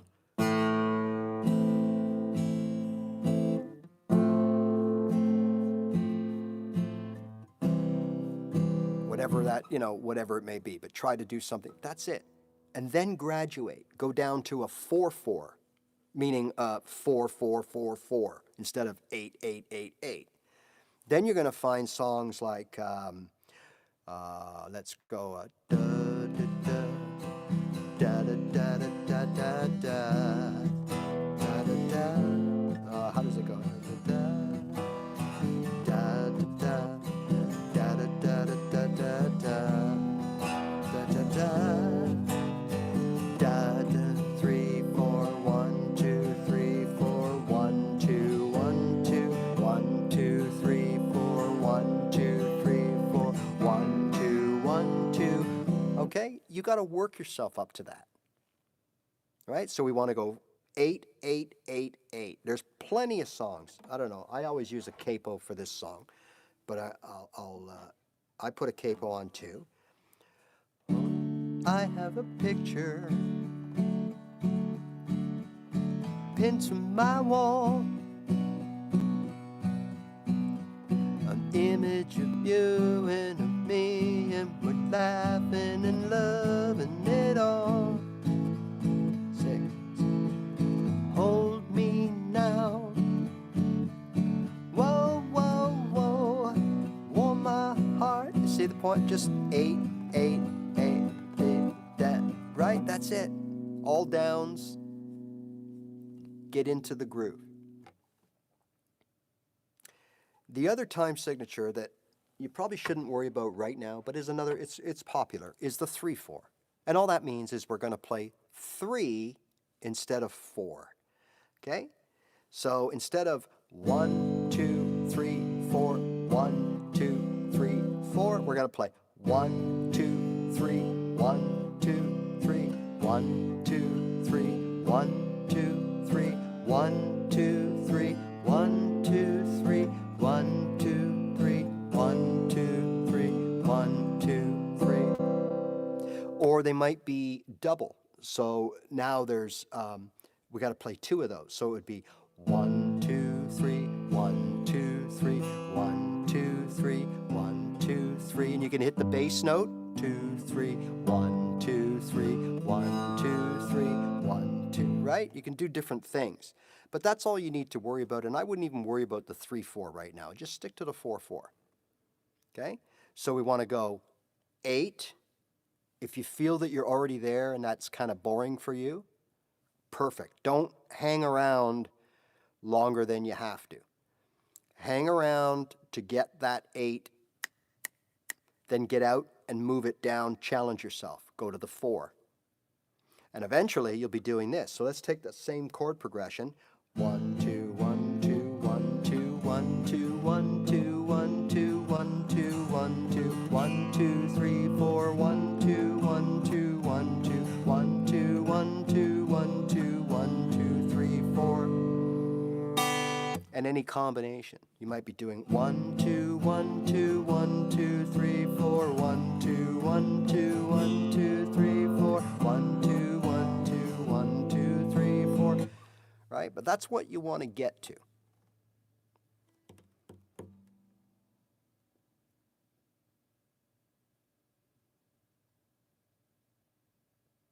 In the Seeger tune. Oh, yeah, that's the going down, Papa never do you wrong. Oh, he said, never play the game too long.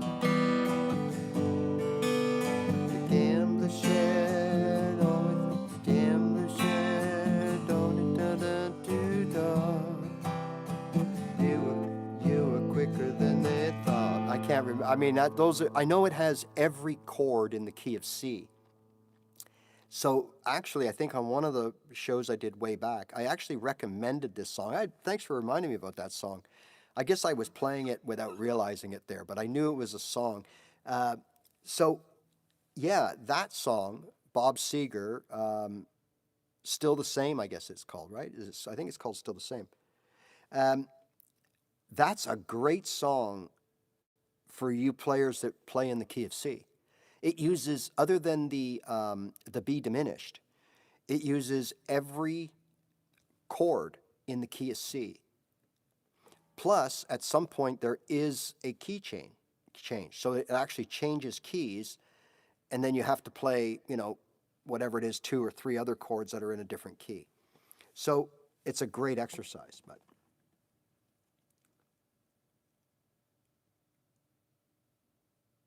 yeah, 6/8 for sure.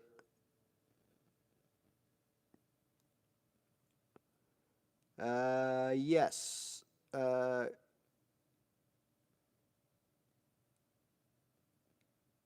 Yeah, yeah, you're right, Chris the Muso. So he's absolutely right. But those are the two main ones. If you want to lump 6/8 in there, that's double the 2/3. So that would be like for really fast songs, I guess, like with the violin and all that. There would be a 6/8 type of thing. Now there are all kinds of signatures, absolutely. But for what you're going to play, classic rock, pop, country, folk, 4/4 and some 3/4, right? Is basically what you're looking at. So hope you got that. I didn't mean to go on too long about it.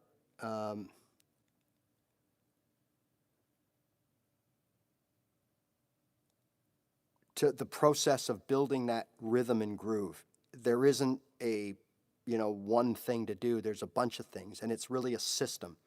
And there's other ways, I suppose, but my way, the way I explained, is probably about the simplest way to approach it. Get a backing track or a song, whatever it is you want to play to. Make sure the song is even and easy at this point. And listen, okay? Listen and count. Listen to the drum and count. So if you're wondering what the chord changes are, you can hear them. 1, 2, 4, 1, 2, 3, 4. Right? There it goes from here to here, or it goes from here to here, or it goes from here to here, or it goes from here to here. You can hear the chord change. Might not hear it right away. You might have to listen to it over and over, and finally, and then after a while, you just hear it. And once you start listening, so I took up the bass a while back. I don't know if my bass is here somewhere. Yeah, it's back there somewhere, right?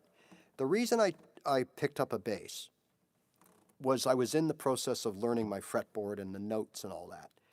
I mean, what better way? When you play bass, you play notes. Yes, you can play chords, I get all that, but you play notes. And you play usually, you play the notes of the triad. You play the firsts, the roots and the thirds and the roots and the fifths and all that. And you may play other notes too, but that's the basic. So I got a bass to understand that.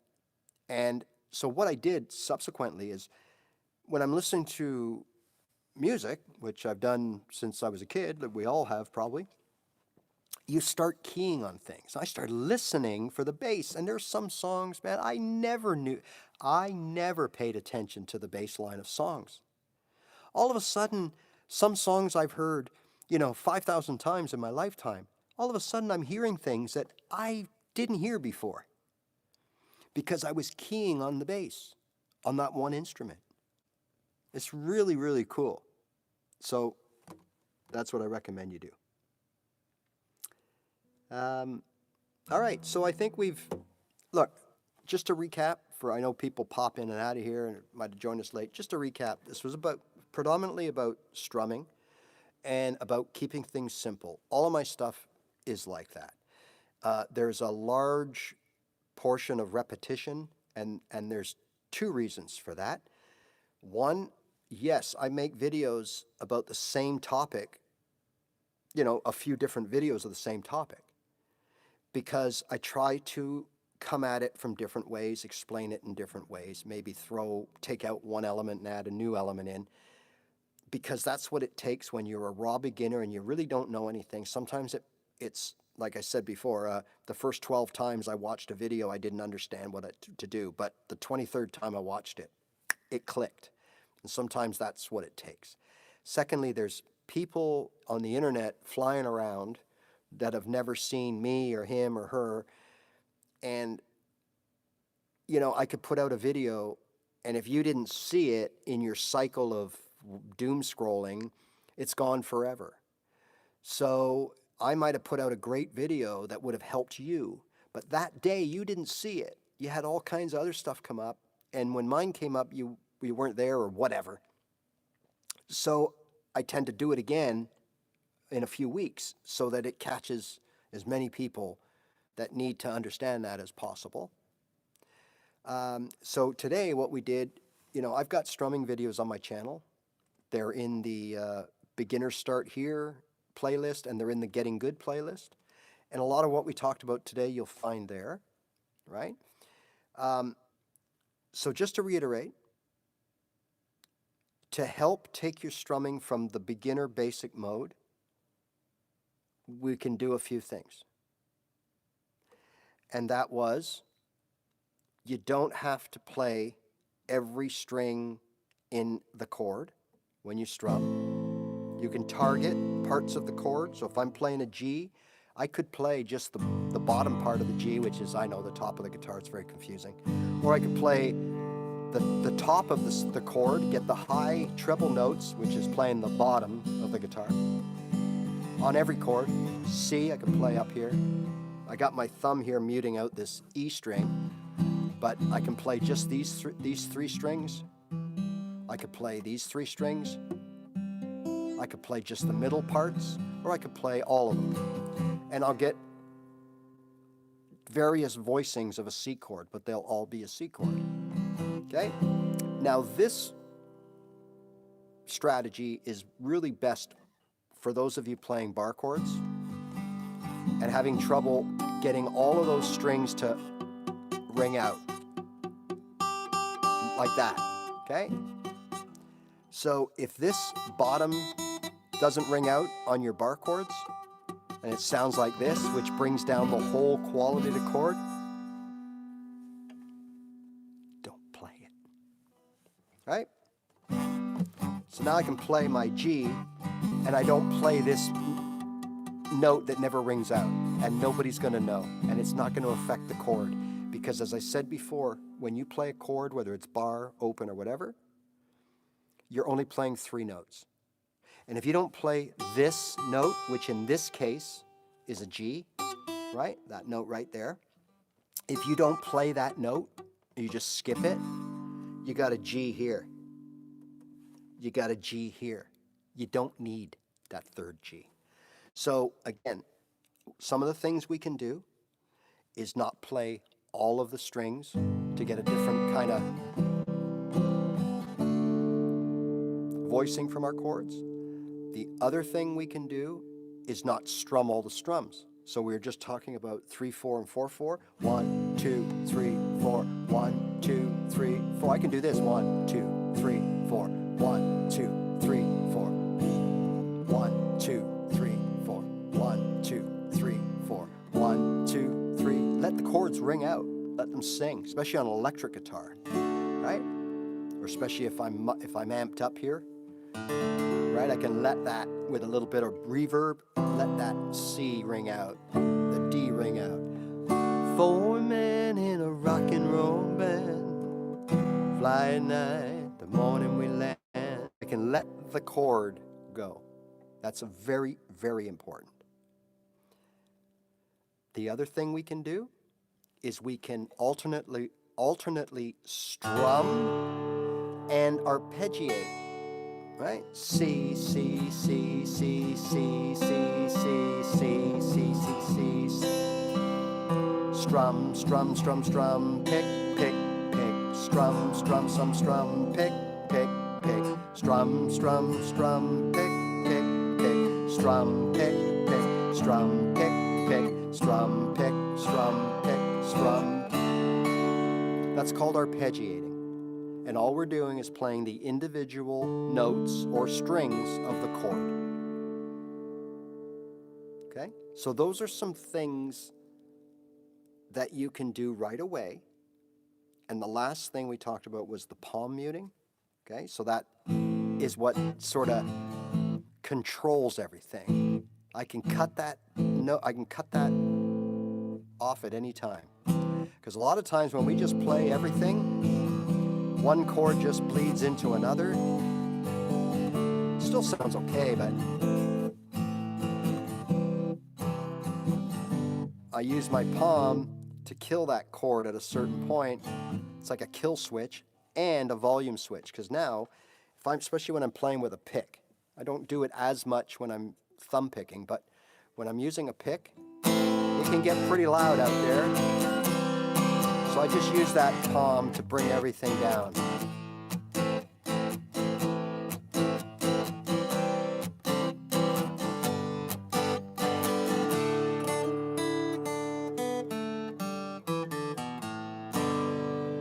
Right? All right, everybody. If you have any questions, you can please check out my latest, I just released it last night. It's a big black and yellow logo, and it says, tips to improve your strumming for beginners. You'll basically see a synopsis of what we talked about today. It's probably about 10, 12 minutes long. Comment, ask questions, let me know what you think. Any questions you guys ask, if I can answer them with a easy typing, I always acknowledge all your comments. If I can answer it, I will, but often to answer specific questions, I need to be able to do this.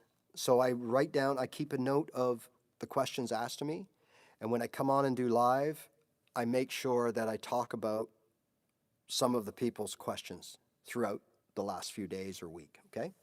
So that's how we operate here. Okay.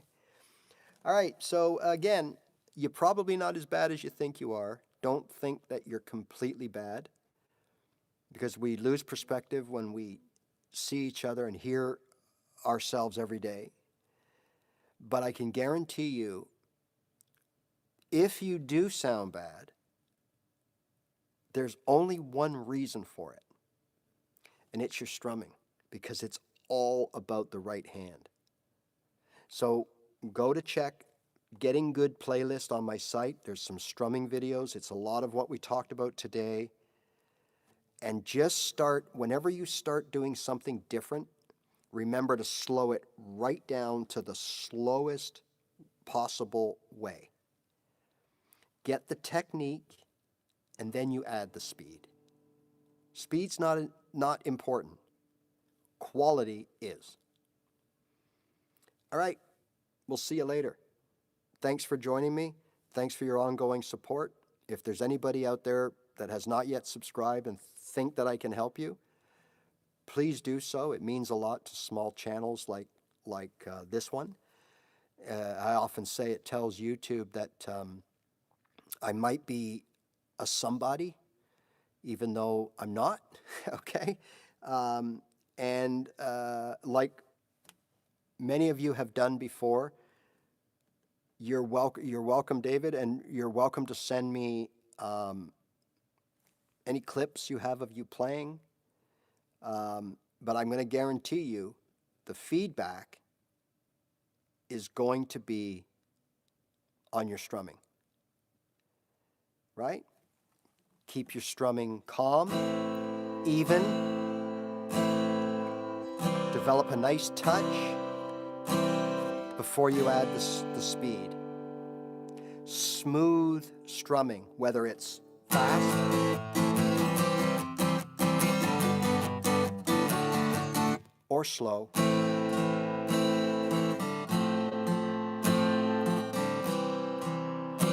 Look at my hand, how it's always moving at the same way. Now I'm going to speed it up. It's smooth, it's even. you're gonna sound like this. Yes, you are. That's not what we're looking for here. We're looking for everything just keep going at the same tempo. Okay? I see a lot of this.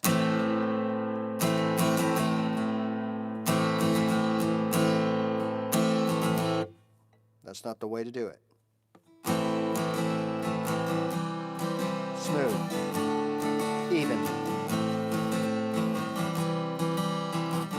When you get this down, you can always start skipping, speeding up.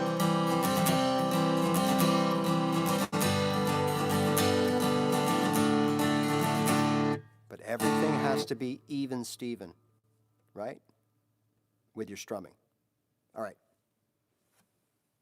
Thanks, guys. See you later.